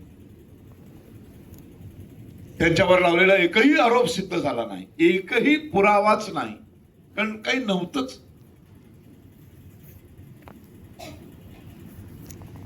नथुरामचे खूप छान वाक्य, नाना आपटे त्याला म्हणतो आदल्या रात्री जेव्हा ते निघणार असतात, पुण्यावरनं मुंबईला येणार, तो म्हणतो आपण मुंबईला जाऊया, परत मला काही सावरकर दर्शन होणार नाही रे, कारण मी आता गांधींना मारणार, मग तिथेच मी सरेंडर होणार, मला पकडणार, मग मला फासावर लटकवणार. परत सावरकर दर्शन कधी आयुष्यात होणार नाही. ज्या माणसाने आपल्याला आपण दैवत मानलं, ज्या माणसाकडे आपण शिकलो, एकदा त्याला भेटूया, भेटून मग जाऊ. म्हणून ते पुण्यावरनं मुंबईला आले. सावरकर सदनामध्ये गेले, नमस्कार केला, काही सांगितलं नाही. नाना आपटे सांगत होता, एकदा सांग, त्यांच्या कानावर घाल. काय म्हणाला तो तुला माहितीये? मी सावरकरांना गुरुस्थानी मानतो.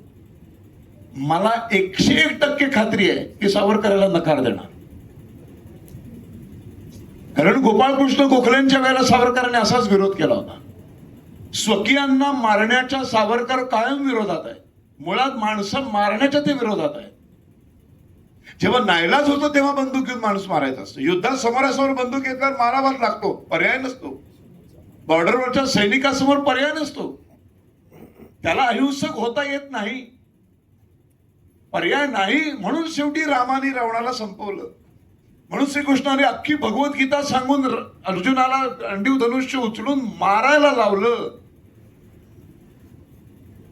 साक्षात भगवंत, साक्षात नारायण, सृष्टीचा विधाता बाजूला बसलाय, रथाचा हात घेऊन सारथी बनून तो सांगते मार, हा तुझा धर्म आहे, अधर्म संपवणं. प्रभू श्रीराम जन्माला आले ते सगळं चौकटीत बसून कसं करायचं हे शिकवायला आले. सगळं मर्यादित, आयुष्यातली प्रत्येक गोष्ट मर्यादेत राहून कशी करायची हे प्रभू श्रीरामाने शिकवलं. आणि मर्यादा ओलांडल्यानंतर त्या ओलांडणाऱ्या माणसाचं काय करायचं हे श्रीकृष्णाने शिकवलं. छत्रपती शिवाजी महाराज, स्वातंत्र्यवीर सावरकर ही मंडळी श्रीकृष्णाची भक्त आहे. ती सुद्धा सावरकरांचंच वाक्य आहे, मला बासरी वाजवणारा श्रीकृष्ण नकोय, मला सुदर्शन घेणारा श्रीकृष्ण. बासरी वाजवण्याचे दिवस नाहीत आता. ती जेव्हा संपूर्ण जगात शांतता पसरेल ना, सगळेच जण म्हणायला लागतील की आम्ही माणुसकी धर्माचे पुजारी आहोत, तेव्हा बासरी वाजवू आपण. आता बासरी वाजवणाऱ्या श्रीकृष्णाची नाही, सुदर्शन चक्र फिरवणाऱ्या श्रीकृष्णाची गरज आहे. श्रीकृष्णाने आपल्याला प्रचंड शिकवलंय. आपण वाचतो कुठे, किती माहिती आपल्याला श्रीकृष्ण, किती माहिती आपल्याला श्रीराम, किती माहिती आहेत आपल्याला शिवाजी महाराज. बघा ना, जिजाबाईने शिवाजीला कुठल्या शाळेत नाही घातलं. भूगोल, इतिहास, नागरिक शास्त्र, फिजिक्स, केमिस्ट्री, मॅथ्स काही शिकवलं नाही. दोनच धडे शिकवले, श्रीराम, श्रीकृष्ण. मर्यादा कशा पाळायच्या आणि मर्यादा ओलांडणाऱ्यांचं काय करायचं. बरोबर श्रीराम श्रीकृष्णाचं मिलन म्हणजे छत्रपती शिवाजी महाराज, आणि या तिघांचं एकत्रीकरण म्हणजे विनायक दामोदर सावरकर. आणि यातलं काहीच आपल्या घरात शिकवत नाही, म्हणून आपल्या घरात विनायकही जन्माला येत नाही, शिवाजी जन्माला येत नाही, रामही येत नाही आणि कृष्णही येत नाही. मग शरद बिरद असले काहीतरी आमचं नाव झालं डेंजरस आहे.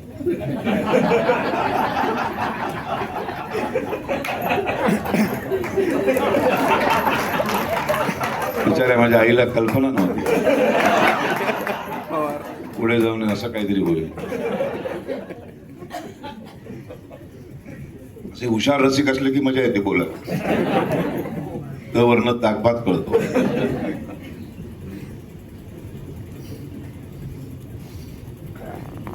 आता तुम्हाला कळलं आज हिंदू धर्म म्हणजे काय आणि हिंदुत्व म्हणजे काय. आता खऱ्या अर्थाने त्याचा गर्व वाटायला लागला आणि हिंदू असण्यासाठी काय करायचे तेही कळलं. आता नथुरामने मारल्याबरोबर मग जे काय आमच्या गुलाबाच्या फुलांनी त्याचं सोनं केलं, पहिलं सावरकरांना आत टाकलं आणि कायमचं एवढ्या जबरदस्त कारकिर्दीवरती एक हत्येमध्ये सहभागी कायमचा एक काळा डाग लावून टाकला. आज तागायत तो पुष्ण अवघडून बसला. संपूर्ण निर्दोष मुक्तता आहे. 650 दिवस केस चालले. संपूर्ण निर्दोष मुक्तता झाल्यानंतरही आजही गांधी हत्येत सावरकरांचा हात होता. जाणीवपूर्वक म्हटलं जातं, पेन्शनवीर म्हटलं जातं. मी तुम्हाला सांगितलं काल, पेन्शन नव्हती ती, पेन्शन रिटायर झाल्यानंतर मिळते. 30-40 वर्ष बँकेत सचिवालयात काम केलं, रिटायर झाले की मग पेन्शन सुरू होते मरेपर्यंत. हे सगळे इन्कम सोर्सेस बंद केले म्हणून ब्रिटिशांच्या कायद्यानुसार ती उदरनिर्वाह भत्ता, आणि तो 37ला जेव्हा सगळे निर्बंध मुक्त झाले त्या क्षणी उदरनिर्वाह भत्ता बंद झालाय. आयुष्यभर मिळालेलं नाहीये, पण जाणीवपूर्वक पेन्शनवीर म्हणत राहील.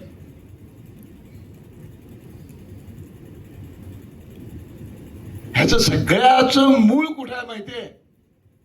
समोरच्या सामान्य माणसांना खरा इतिहासच माहित नाही, ह्यातलं खरं काही माहितीच नाही. त्यामुळे 10 लोक सारखं सारखं सांगायला लागले ना की ते खरं वाटायला लागतं. आणि व्यासपीठावरनं राहुल असा एवढ्या लांबून असा एक कागद दाखवतोय, बघा माझ्याकडे पुरावा आहे, तुम्हाला वाचता येतात का इथून, हे याच्यावर काय लिहिलंय, most obedient servant, beg pardon most obedient servant V D Savarkar. माझ्याकडे सगळ्यांची पत्र आहेत, मोबाईलमध्ये आहे. Most obedient servant Subhash Chandra Bose, most obedient servant M K Gandhi, most obedient servant Jawaharlal Nehru, B R Ambedkar. अहो तेव्हाची पद्धत होती ती, पत्र व्यवहाराची पद्धत होती. कुणी कुणाला पत्र लिहिताना शेवटी आपण आता नाही का लिहितो आपला नम्र, आपला कृपाभिलाषी, ही पद्धत आहे. मग तो खरंच कृपाभिलाषी असतो का नाही, तो खरंच नम्र असतो का नाही. मी पण पत्राच्या खाली नम्र म्हणून लिहितो. मी खरंच नम्र आहे, सांगावं लागतं भाग वेगळा पण आहे. ही सगळी पद्धती होत्या, सगळ्यांची पत्र आहेत. गांधींना तर 150 रुपये कसे मिळायचे ते माझ्याकडे, मी तुम्हाला तर सगळ्या ग्रुपवर पाठवतो. ही सगळी पत्र पाठवतो तुमच्याकडे. अजून एक म्हणतात काय तो भगतसिंगांनी म्हणे कुठलं माफी पिपा माहिती नाही, हसत हसत फासावर लटकले. अजिबात नाही, आता चुकीचं काही नाहीये. जीव वाचवण्याचा शेवटच्या क्षणापर्यंत प्रयत्न केलाच पाहिजे, कारण तुम्ही जगलात तर तुम्ही 10 गोष्टी करू शकता. विड्यासारखं हुतात्म्य पत्करायचंच नसतं. मर्सी पिटिशनचा अर्ज भगतसिंगांनी पण केलेला आहे. तो अर्ज आम्ही फेटाळून लावत आहोत आणि त्यांची फाशी फायनल करत आहोत असं पत्र ब्रिटिशांनी लिहिलेलं माझ्या मोबाईलमध्ये आहे. मी सगळी पत्र त्या आमच्या शिलेदारांना देतो, म्हणजे हो साहेब सगळ्या ग्रुपवर टाका ती पत्र. जवाहरलाल नेहरूंनी किती वेळा माफी मागितली, कोण, सगळं सगळं मी देतो तुम्हाला. गांधींवर कसा खर्च होत होता 500 रुपये त्याची पावतीच आहे माझ्याकडे. अशी भाषणं करायची सगळे घेऊन फिरायला लागतंय, पण असे मोठे मोठे अधिकारी होत बसतात.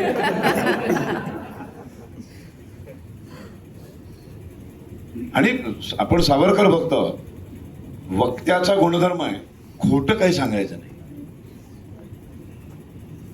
जे गांधी भक्त वक्ते आहेत ते साधारण खोटं बोलतात नाही का.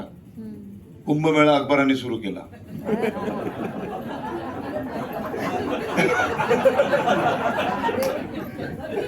ते बिंदास सांगतात, कारण त्यांना हे चौकटच नाहीये. म्हणजे त्यांना याच्या काही बंधन, त्यांच्यावर त्याचे संस्कार झाले. आम्हाला सावरकरांनी असं सांगितलंय, मला वक्त्याचा पहिला नियम खोटं काही सांगायचं नाही. इतिहासाशी अप्रामाणिक राहायचं नाही, इतिहासाचे प्रामाणिक राहून त्याचे सगळे संदर्भ, प्रत्येक गोष्ट समाजाचं हित बघूनच सांगायच्या गोष्टी.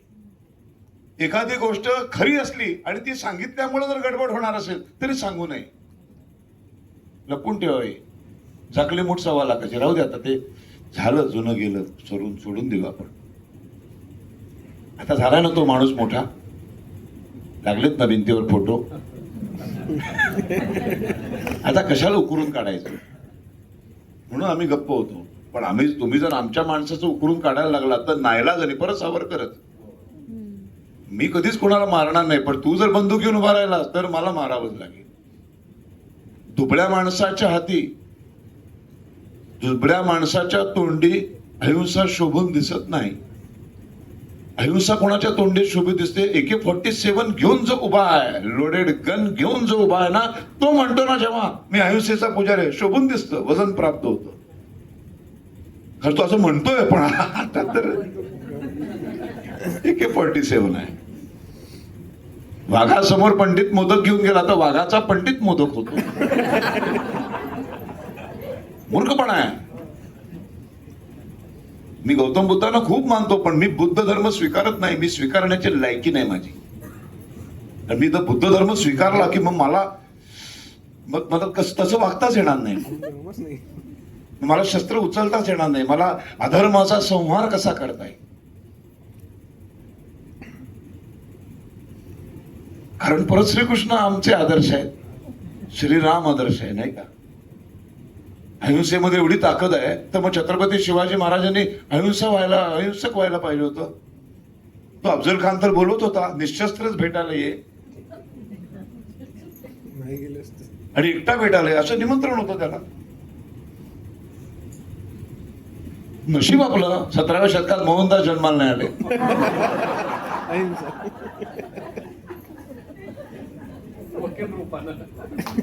आणि महाराज तर चुकून शिवाजी महाराजांचे म्हणजे सज्जनतेचा पुतळा म्हणावं ज्यांना, किंवा जगामध्ये दोनच असे राजे आहेत, जगातल्या 195 देशातले पंतप्रधान त्यांचं राज्य कसं चालवतात ह्याची मोजपट्टी भारतातल्या दोन मोजपट्टी आहेत. एक रामाने चालवलेलं रामराज्य आणि छत्रपतींनी चालवलेली शिवशाही, हिंदवी स्वराज्य. आणि या सगळ्या जगातल्या राजांमध्ये आणि या दोघांमध्ये सगळ्यात मोठा एकच फरक आहे, हे दोघं चारित्र्य संपन्न आहे. चारित्र्यावर, संपूर्ण चरित्रामध्ये जन्मापासून मृत्यूपर्यंत एक डाग नाही, एक शिंतोडा पण नाही. बाकी कुठे ना कुठे तरी गडबडी आहेत बाकी सगळ्यांच्या. श्रीरामाच्या बाबतीत, छत्रपतींच्या बाबतीत चारित्र्य संपन्न. अफजल खान एकटाही म्हणाला निशस्त्र भेटायला गेले असते, एकटे निशस्त्र तर संपले होते शिवाजी महाराज. शिवाजी महाराज संपले असते, ह्या सगळ्या आमच्या महिला कशा दिसतात, आम्हाला दिसल्याच नसत्या. कशा दिसणार तुम्ही आता, कशा आम्हाला कसं दिसणार. शिवाजी महाराज तर तेव्हा संपले असते, तुम्ही आता बुरख्यात असता. बुरखा उघडून बघायची पद्धत नाही का, बुरखा उघडून बघायचा आहे ना निवडणूक आयोगाला, त्याला विरोध होतोय. फोटोतलीच बाई आहे कारण तो कोणतरी दाढीवाला असायचा.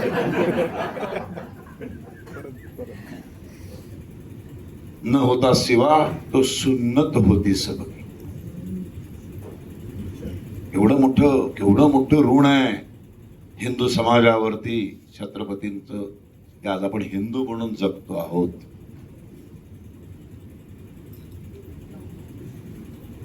असा हिंदू धर्म सावरकरांनी सातत्याने सांगितलं, आणि म्हणून हिंदुत्व हेच राष्ट्रीयत्व व्हायला पाहिजे. राष्ट्राची मुख्य विचारधारा ही हिंदुत्वाची असायला पाहिजे. म्हणून राजकारणाचं हिंदूकरण आणि मग हिंदूंचं सैनिकीकरण, ते हिंदुत्व टिकवण्यासाठी हातात शस्त्र घेतलं पाहिजे. काय सुंदर विचार आहे, काय त्रिसूत्री आहे, वा. काहीच मान्य केलं नाही आम्ही, म्हणून देशाचं असं वाटोळ झालं. पण 14 पासून थोडं सावरकरांच्या पाठीमागं जायला लागले, म्हणून आज आपण वाचलोय. खरंच सांगतो, 14ला मोदी आले नसते, हे जर माकड आलं असं अरे भयानक झालं असतो. ते अशा पदावर आहेत, सगळं समोर आहे, हातात शस्त्र आहेत, मारायसाठी एका ऑर्डरची वाट बघत असतात. काय जीव तडफडत असते त्या लोकांना. ती मुभा आज दिली त्यांना, म्हणून अशा सगळ्या आपण कारवाया करू शकतोय. सावरकर अंमलात आणण्याला सुरुवात केली. दाखवायला जातात त्या गांधींच्या याच्या समोर, आत्म सावरकर अंमलात आणतात. सावरकरांना अटक केली, हिंदुत्व बदनाम झालं, राष्ट्रीय स्वयंसेवक संघाला बदनाम करून टाकलं, आणि ब्राह्मण समाज कायमचा बदनाम झाला. हे 4 दगड मारले, एका दगडात 4 पक्षी मारले नेहरूंनी. आणि मग अशी सहानुभूतीची लाट, निशस्त्र म्हाताऱ्याला मारलं, निशस्त्र म्हाताऱ्याला मारलं. केसच उभी राहिली नाही. आपल्या भारतीय नियमानुसार का कुठलाही माणूस असा खून होतो ना, तेव्हा त्याचं पोस्टमार्टम करावं लागतं. गांधींचं पोस्टमार्टमच केलं गेलं नाही. कारण पोस्टमार्टम केलं असतं तर खूप वेगळ्या गोष्टी बाहेर आल्या असत्या. आता तुम्हाला गंमत सांगतो, आता इतिहासाचं उत्खनन, इतिहासाचं संशोधन सातत्याने चालू असतं. त्यामुळे या 79 वर्षात अशा वेगळ्याच गोष्टी इतिहासाच्या उत्खननातून आणि संशोधनातून बाहेर आल्या आहेत की नथुरामच्या 3 गोळ्यांनी गांधीजी गेलेच नाही.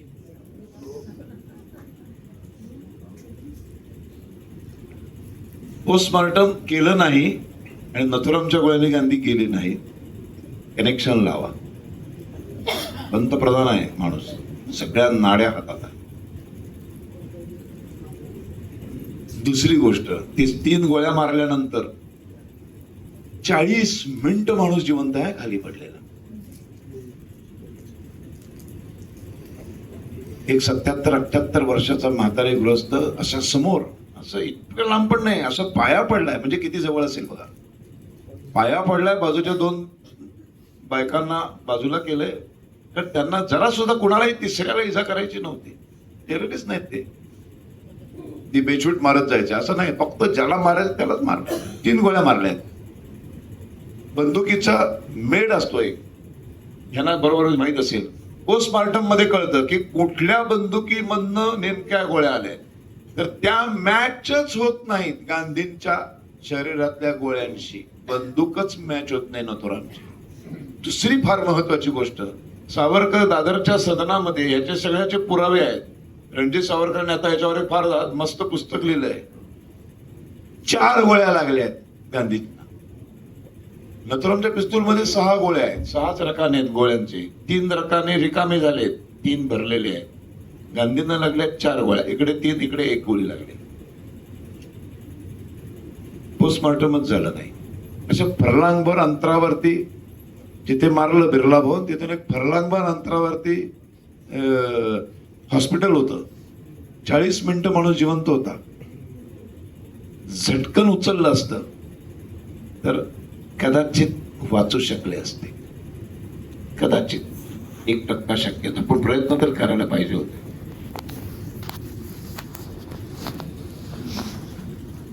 नाही केले.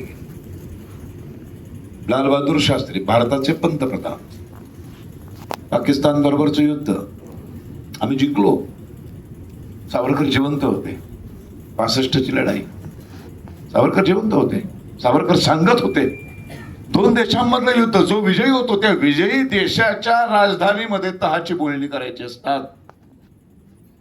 लाहोर पर्यंत आपण जिंकलो होतो. 2/3 पाकिस्तान आपण जिंकलो होतो. ही सुवर्ण संधी आहे. तह करू नका. आता शेवटचा धक्का मारा आणि जे फाळणी झाली आहे 15 वर्षापूर्वी, तो परत एकदा अखंड हिंदुस्थान बनवण्याची सुवर्ण संधी अशी परत येणार नाही. सावरकर सातत्याने सांगत होते. आम्ही ऐकलंच नाही. युद्ध भारत पाकिस्तान, तहाची बोलणी रशियामध्ये, ताश्कंत. काय संबंध? पंतप्रधान राहतो त्या कार्यालयामध्ये एक टेलिफोन नाही आणि 100 मीटरवर राहणाऱ्या यशवंतराव चव्हाणांच्या कार्यालयामध्ये टेलिफोन आहे. पंतप्रधानाच्या इथे टेलिफोन नाही. माणूस मरतो, विषप्रयोग केला जातो, निळी पार्टी. परत एकदा पोस्टमॉर्टम नाही.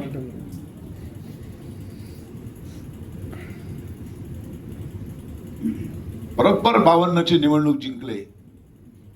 सगळी लाट आली.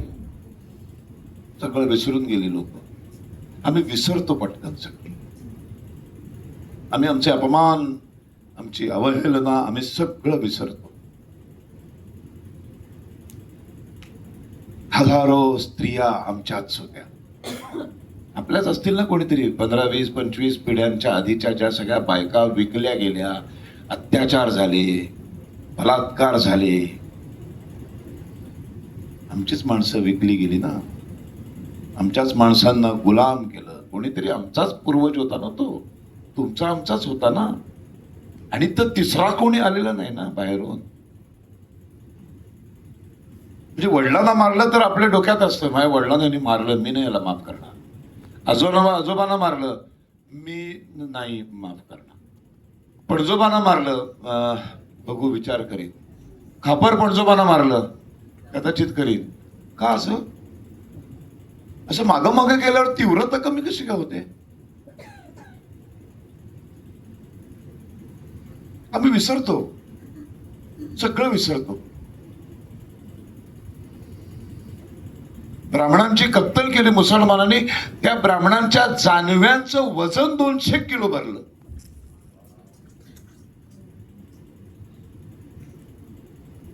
अशा कत्तली केलेली माणसं, त्यांचे वंशज इथे राहिलेत. आणि आम्ही म्हणतो असेच दोन, मी कालच्या मुद्द्यावर बरोबर येतो जिथे आपण थांबवलं, असेच दोन आमचे असतात ना सेक्युलरिझमचे डोस पाजलेले. स्वतंत्र भारतात केसरी कार्यालयामध्ये सावरकर बसायचे आणि तिथे येऊन तर माहित होतं अनेकांना सावरकर संध्याकाळची बसतात तिथे गप्पा मारायला. तर बरीच लोक येऊन गप्पा मारत बसायचे. म्हातारे झालेले होते, थकलेले होता जीव. ते स्वतंत्र झालेला होता, हिंदू महासभा नव्हती, कुठलंही काय असं सामाजिक कार्य असं काही नव्हतं. थकलेले पूर्ण आणि सगळ्या बाजूनी थकलेले होते. कारण स्वातंत्र्य सेनानी म्हणून भारतातल्या हजारो लोकांना स्वतंत्र भारत सरकार पेन्शन देत होतं. स्वातंत्र्य सेनानी म्हणजे स्वातंत्र्य युद्धात ज्यांनी ज्यांनी भाग घेतलाय अशा सगळ्यांना एक रक्कम मिळत होती. सावरकरांना ही रक्कम मिळाला. 47 साली देश स्वतंत्र झाला. सावरकरांना ते देशभक्त होते हे ठरवून सरकारने त्यांना ती द्यायला 63 साल उजाडलं. 650 दिवस गांधी हत्येतला आरोपी क्रमांक 8 म्हणून त्यांना 650 दिवस दिल्लीच्या याच्यात कैदेमध्ये टाकलं. त्यांचे वकील होते भोपटकर. त्या भोपटकरांना केंद्रीय कायदे मंत्री बाबासाहेब आंबेडकर यांनी दिल्लीला बोलवून घेतलं. एक अशी नाट्यमय भेट झाली. ती हायवेवरती गाड्या थांबल्या.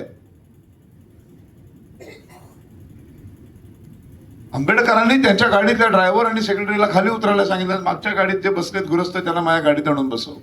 ते भोपटकर होते, ते सावरकरांचे वकील होते गांधी त्या केस मधले. त्यांना म्हणाले सावरकरांना जाणीवपूर्वक नेहरूंनी अडकवलेलं आहे. जी जी मदत लागेल ती मी तुम्हाला करायला तयार आहे, पण ते सुटले पाहिजेत. परत भोपटकर उतरले, गाडीत बसले, निघून आले. अंतिमतः सावरकर संपूर्ण निर्दोष मुक्तता. पण काय वाटलं असेल, स्वतंत्र भारतात 2 वर्ष एक खुनी म्हणून जेलमध्ये गेले. मग आपल्या देशाचा तुकडा लचका तोडून एक इस्लामिक राष्ट्र पाकिस्तान उभं राहिलं. त्याचा पंतप्रधान लियाकत अली खान भारत भेटीवर. तो भारत भेटीवर येणार म्हणून त्याला भीती कोणाची? मुंबईतल्या सावरकर नावाच्या माणसाची. त्यांनी त्याच्या सिक्युरिटी पर्पज साठी या गुलाबाच्या फुलाने मुंबईतल्या सावरकरांना बेळगावच्या जेलमध्ये सामान्य कैद्याप्रमाणे टाकलं. स्वतंत्र भारतात 52च्या निवडणुकीच्या आधीच्या 5 वर्षामध्ये हे प्रचार करायला जर उतरले तर आपल्या विरुद्धचा सगळा प्रचार करतील म्हणून त्यांच्यावर सार्वजनिक सभा घेण्यावर स्वतंत्र भारतात बंदी आली. 2 नालायक लियाकत अली खान 4 दिवस इथला पेठा खाऊन अशा कबूतर वगैरे उडवून तो निघून गेला. पुढचे 15 दिवस भारत सरकार, नेहरू सरकार आपले सावरकर बेळगावच्या जेलमध्ये टाकलेत. विसरून गेले. कोणीतरी आठवण करून दिली, अहो त्यांना त्या सिक्युरिटीचे टाकलं होतं, ते आता बाहेर काढा की. अरे हो, ते विसरलोच नाही का, काढा त्यांना बाहेर. पण कैदी नव्हते ते, कुठलाही गुन्हा नव्हता. काय संबंध? कैद्यासारखं सामान्य कैद्याप्रमाणे त्या बॅरेकमध्ये ठेवलं होतं आणि कैद्याप्रमाणे ते 15-20 दिवस त्यांच्याकडनं काम करून घेतलंय. असा एक रस्ता आहे दादरला. या रस्त्याच्या या बाजूला सावरकर सदन आहे आणि या बाजूला शिवाजी पार्क आहे. स्वातंत्र्याचा मोठा महोत्सव साजरा केला. त्या महोत्सवामध्ये चुकून एखाद्या मोर्चात गेलेल्या माणसाला पण निमंत्रण असतं ना. दरवाजावरनं काहीतरी चाललंय म्हणून बघत बघत गेला आणि पुढे गेला, 2 लाट्या बसल्यावर धावत घरी आला. तो पण स्वातंत्र्य सेनानी झाला. त्याला पण निमंत्रण भारत सरकारचं स्वातंत्र्याच्या महोत्सवाचं. पण फक्त रस्ता ओलांडून तिकडच्या घरात सावरकर नावाचा माणूस ज्यांनी 27 वर्ष या देशाच्या स्वातंत्र्यासाठी काळ्या पाण्याची शिक्षा भोगली, त्याला साधं निमंत्रण नाही. तुम्ही फक्त मानस विचार करा, घरात बसलेल्या सावरकरांचं काय झालं असेल. स्वतंत्र भारतात सातत्याने अपमान,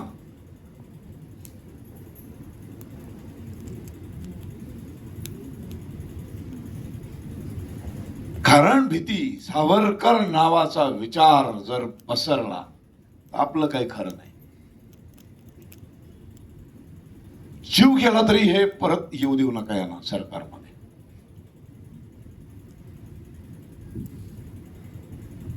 भले मोदींनी 4 गोष्टी चुकीच्या केल्या तरी चालतील, पण ही नालायक नतद्रष्ट मंडळी पुन्हा या देशात सरकारमध्ये येता कामा नये. जर खरे हिंदू असाल, या भारतावर प्रेम करणारे असाल, इतका अननभित मानसिक छळ,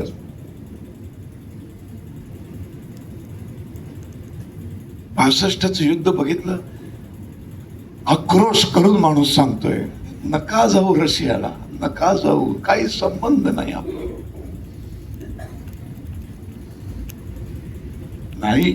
नाहीच. सत्तेचा असा गैरवापर, असा एवढा घोर अपमान,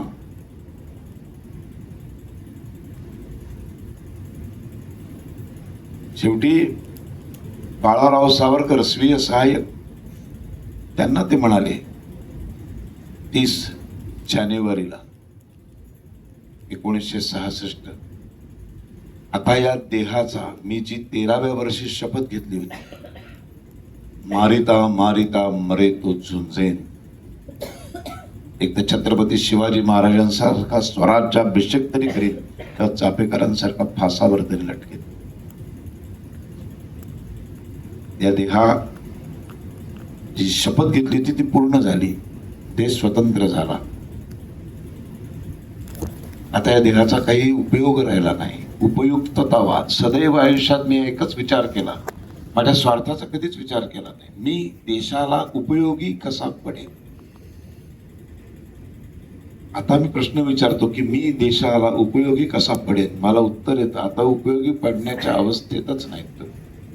83 वय आहे तुमचं, मग आता मी जगू कशासाठी. स्वेच्छा मरण नाही आपल्याकडे. सर्व प्रकारचा विचार करून झाला. ज्ञानेश्वर माऊलींसारखं शिळा उघडून हात जाऊन बसावं का, ते करू देणार नाही. नदीत डोहात कुठेतरी उडी मारावी का, तीही कोणी मारू देणार नाही.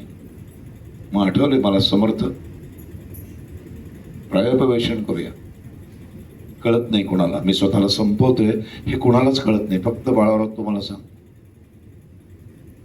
आणि एक गोष्ट लक्षात ठेवा, मी लिहिलेलं पण कधीच प्रकाशित न झालेलं असं सगळ्या वह्या कागद मी तुमच्या ताब्यात सोपवतो. ते सगळं माझ्या मृत्यूनंतर लोकांपर्यंत पोहोचू दे. म्हणून बाळाराव सावरकरांचे 4 खंड आता उपलब्ध आहे, अत्यंत ऑथेंटिक. सावरकरांनी जसं कागदावर उतरवलंय जसंच्या तसं बाळारावांनी त्यांच्या आयुष्याचे 4 टप्पे केलेत आणि त्या 4 टप्प्यांचे 500-500 पानांचे 4 ग्रंथ आहेत.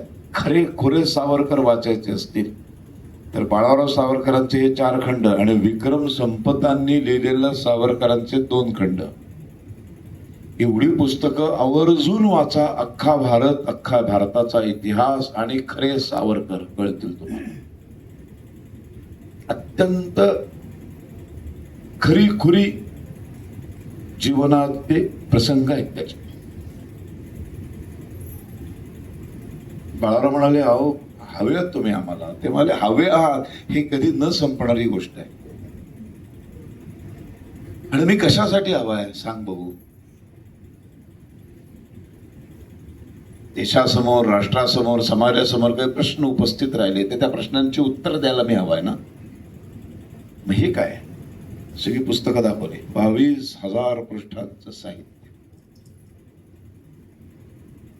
कुठल्या विषयामध्ये मी लिहिलं नाही असं नाहीच आहे. विज्ञानावर लिहिलेले असंख्य विज्ञाननिष्ठ निबंध आहेत, इतिहासावर लिहिलेलं आहे, हिंदू धर्मावर लिहिलेलं आहे, भाषेवर लिहिलेलं आहे, सगळंच लिहून ठेवलंय. मी गेल्यानंतर जे जे प्रश्न उपस्थित राहतील त्या विषयाचं माझी पुस्तकं काढायची, वाचायची, उत्तर सापडणार. माझी काय गरज आहे, या देहाची आता काय गरज आहे? काही गरज नाही. आणि मी मेल्यानंतर मला विद्युत दाहिनीमध्ये टाकायचं, लाकडं बिकडं काही असलं काही करायचं नाही. संपला देह, विषय संपला. सावरकरांची बायको वारली तेव्हा असे पडवीत बसले होते, आता गेल्या माई घेऊन जा. तिथं देह संपला, तिथं संबंध संपला. इतक्या वेगळ्या लेवलला ही माणसं जातात.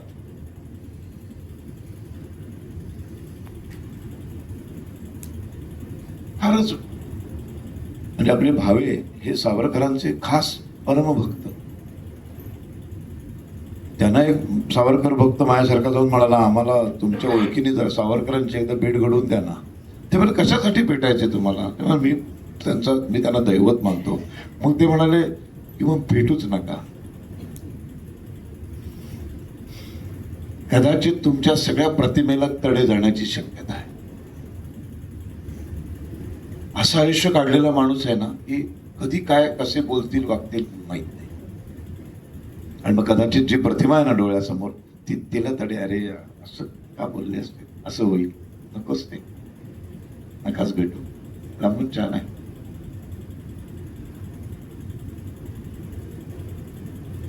फार सुंदर सुंदर आठवणी त्यांच्या, किती पुस्तकं आहेत त्यांच्यावर लिहिलेली, किती ग्रंथ आहेत, किती इतिहास लिहिला गेलाय. सावरकरांनी स्वतः लिहिलेला आणि सावरकरांवर अनेकांनी लिहिलेला. अनेक वेगवेगळ्या दृष्टिकोनातून तात्यारावांकडे बघितलंय.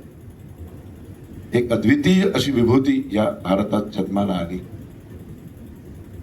आणि कोणाला सांगू नका मी आता आणि बरोबर 1 फेब्रुवारी अन्न आणि पाण्याचा त्याग केला वयाच्या 83व्या वर्षी. आयुष्यभर जेव्हा जेव्हा मृत्यू समोर आला न्यायाला तेव्हा हाकलून दिले त्याला. आणि आता स्वतःहून निमंत्रण पाठवलंय, ये मला घेऊन जा, कार्य संपलंय माझं.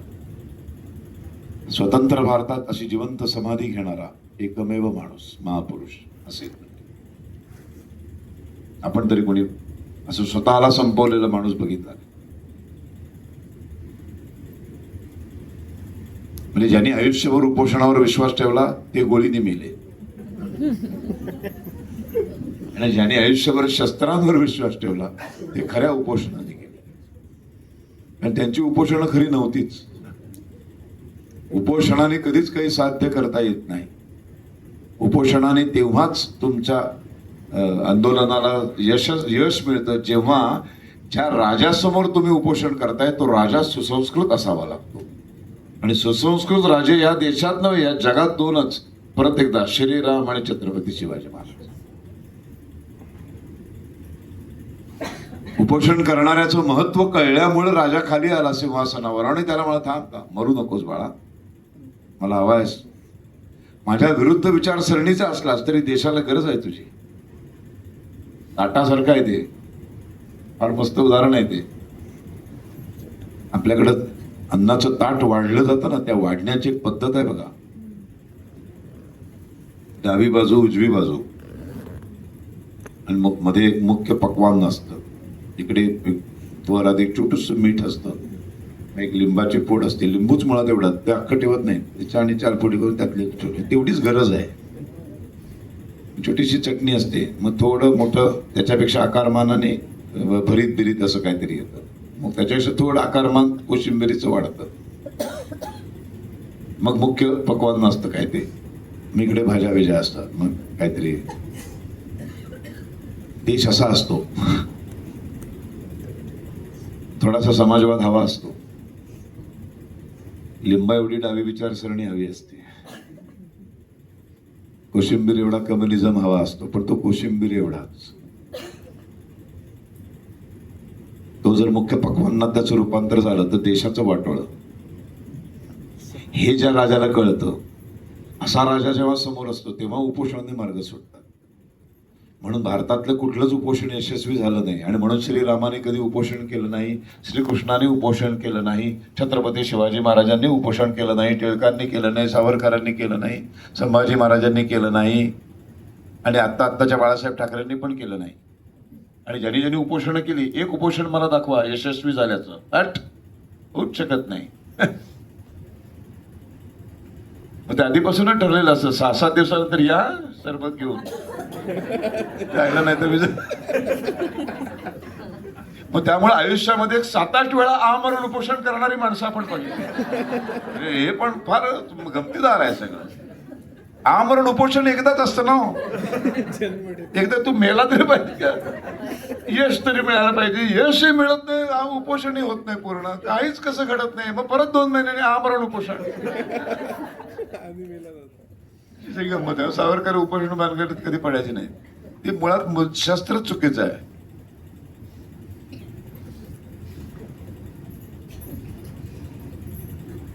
आणि मग 26 दिवस मृत्यूला पण कळे ना हो. आहे ना, आम्ही जेव्हा मी गेलो तेव्हा मला हाकलून दिलंय. आता बोलवतो हे तरी खरं आहे की नाही. तो यायला तयार नाही. पण खऱ्या खोऱ्या अर्थाने लपून छपून पण सरबत घेतलं नाही. प्रभा मुलगी आली, तिला सांगितलं तू जरा बघ प्रयत्न करून. नर्स उभी होती, डॉक्टर उभे होते. 83 वय आहे आणि इतकं भयान आयुष्य जगलेलं, असं ते जर्जर झालेलं शरीर, आत गेलेला आवाज, कुठल्याही क्षणी काही होईल. ती प्रभावर खूप प्रेम मुलीवर. ती गेली हळूच, तात्या घ्या ना काहीतरी थोडस तरी, सरबत तरी प्या, 2 चमचे पाणी तरी प्या. नुसताच हात हलवले. ती म्हणाली अरे नर्स उभी आहे इथे, तर ती नर्स सांगते की 1 चमचा पाणी घ्या. नर्स म्हटल्यावर त्याही अवस्थेत अँटेना त्यांचा उभा राहिला. तिला जवळ बोलवलं. नर्स म्हणू नकोस, परिचारिका म्हण. भाषेचा अभिमान. अशा अवस्थेत नर्स म्हणू नकोस, परिचारिका म्हण. मग 26 तारखेला शेवटी लक्षात आलं त्या मृत्यूला. नाही, खरंच बोलवलं आपल्याला. हळूहळू जवळ जवळ येत गेला. टप्प्यात आल्यावर त्याला खेचून घेतलं. एक महान तपस्वी या देशातला संपला. अशा या सावरकरांनी ज्या अंदमानात एवढी वर्ष काढली आणि जे तेव्हा म्हणायचे बाकीच्या कैद्यांना घाबरू नका, आज तुम्हाला इथे मारतायत, इथे तुमची दुर्दशा होते, पण एक दिवस असा येईल स्वतंत्र भारतात इथे तुमचे पुतळे उभे केले जातील आणि एक दिवस ह्याला तीर्थक्षेत्र म्हणून लोक भेट द्यायला येतील. आज ते शब्द खरे ठरले. आज सेल्युलर जेलच्या बाहेरच्या त्या बगीच्यामध्ये सगळ्या या क्रांतिकारकांचे छान सुंदर पुतळे उभे आहेत आणि आज खरोखर तीर्थक्षेत्रासारखी माणसं इथे येतात, भेटायला येतात, बघायला येतात. त्या कोठडीमध्ये आपण सगळे जाणार आहोत ना उद्या. उद्या आपल्याला तिथे गेल्यानंतर सगळ्यांनी शांत चित्ताने, पहिलं एक नियम, गेल्यानंतर लगेच कॅमेरे काढून फोटो अजिबात करू नका. त्यासाठी भरपूर वेळ मिळेल तुम्हाला. आपण साधारण 1-1:30च्या दरम्यान तिथे पोचू, जेवल्या जेवल्या जाऊ. एका तीर्थक्षेत्री, एका राष्ट्रासाठी आयुष्य समर्पित केलेल्या अशा एका माणसाच्या कोठडीमध्ये आपण सगळे जाणार आहोत. एका मंदिराच्या गाभाऱ्यामध्ये जाणार आहोत. त्या भावनेने आपण सगळ्यांनी तिथे जाऊ. छान कपडे घालून या. आतमध्ये गेल्यानंतर त्या कोठडीमध्ये जाऊ. सगळ्यांनी चपला लाईनीत बाहेर काढू. एक रांग लागू. 1-1, 2-2 जण आतमध्ये जाऊ. नतमस्तक होऊ. बाहेर येऊ. बाहेर आल्यानंतर तो मजला, दुसरा, पहिला, ग्राउंड फ्लोअर अशा सगळीकडं एकसारख्याच कोठड्या आहेत. त्या सगळ्या कोठड्यांमध्ये प्रत्येकाने एकट्याने जाऊन बसायचं. मोबाईल स्विच ऑफ करून, घड्याळ लावून, किमान 30 मिनिटं, अर्धा तास.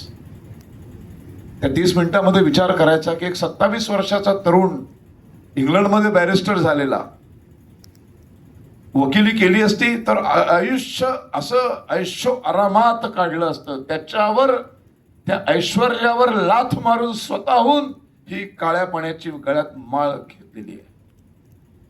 तो 27 वर्षाचा तरुण कसा इथे राहिला असेल या 7x11च्या कोठडीत? शौचाला लागली, लघवीला लागली, त्याच कोठडीतल्या कोपऱ्यात जाऊन करायचे. उलट्या झाल्या, जुलाब झाले, तिथंच करायचे. गळ्यामध्ये एक साखळदंड, हातामध्ये, तिथे फोटो पण लावलाय कसे साखळदंड होते. कसा राहिला असेल माणूस? कोणी नाही बाजूला. मेला तर विचारायला कोणी नाही. का मेला तेही प्रश्न विचारायला कोणी नाही. उत्तर द्यायला ब्रिटिश सरकार बांधलेलं नाही. त्या कोठडीत नतमस्तक होऊन बाहेर आलो की बाजूच्या एका कोठडीमध्ये बाहेर चपला काढून आत जाऊ, दरवाजा लावू, अर्धा तास प्रत्येकाने कृपया करून बसा. ही संधी परत मिळणार नाही. त्या अर्धा तासात काय विचार करायचा आहे? कसा राहिला असेल माणूस? मग तिथून खाली आल्यावर सगळं सेल्युलर जेल बघा. ते कसं बघायचं ते उद्या आम्ही सांगू तुम्हाला. तिथे सगळ्या शिक्षा किती भयानक कशा होत्या, कसे कपडे होते, सगळ्याचं सुंदर प्रदर्शन आहे. तो कोलू म्हणजे काय, तो काथ्या कसा कुटायचा, ते सगळं ठेवलंय छान. ते सगळं बघून मग वर जा, इकडे तिकडे फिरा, फोटो काढा. भरपूर वेळ आहे. 5 वाजायला सगळ्यांना बाहेर काढलं जातं. मग आपण बाहेर पडू. बाहेर पडून समोरच्या मैदानात जाऊ. तिथे छान तुम्हाला आमच्यातर्फे समोसे चहा मिळेल. समोसा चहा झाल्यावर सावरकरांच्या त्या पुतळ्याच्या खाली आपण सगळ्यांनी एक एक पणती दिली जाईल. आणि मी या राष्ट्रासाठी काही ना काहीतरी माझं योगदान देईल असे सावरकरांच्या पुतळ्याखाली शपथ घेऊन ती ज्योत लावा. आपण सगळ्यांनी मिळून तिथे अशा ज्योती लावूया. मग तिथे सावरकरांची 2 गाणी तुमच्या मोबाईलवर त्याचं शब्द आलेले असतील. जयस्तुते आणि नेमजसीने ते एक जयघोषात म्हणूया. मग माझं अंदमान मध्ये कशी शिक्षा भोगली, का आणलं, कसं ते नेमके माफीचे अर्ज होते का दयेचे अर्ज होते का ॲम्नेस्टी काय होतं, ते सगळा तो इतिहास, तो सगळं व्याख्यान करू. आणि मग आपण राष्ट्रासाठी काहीतरी करू या भावनेने. हे सगळं विचार 6 दिवसांची व्याख्यानं, सावरकरी विचार, सावरकर विचार सरणी घेऊन आपण घरी जाऊ. आता पुढच्या उद्याचं जे काय आहे ते तुम्हाला आता ते सांगेल. थांबतो इथेच.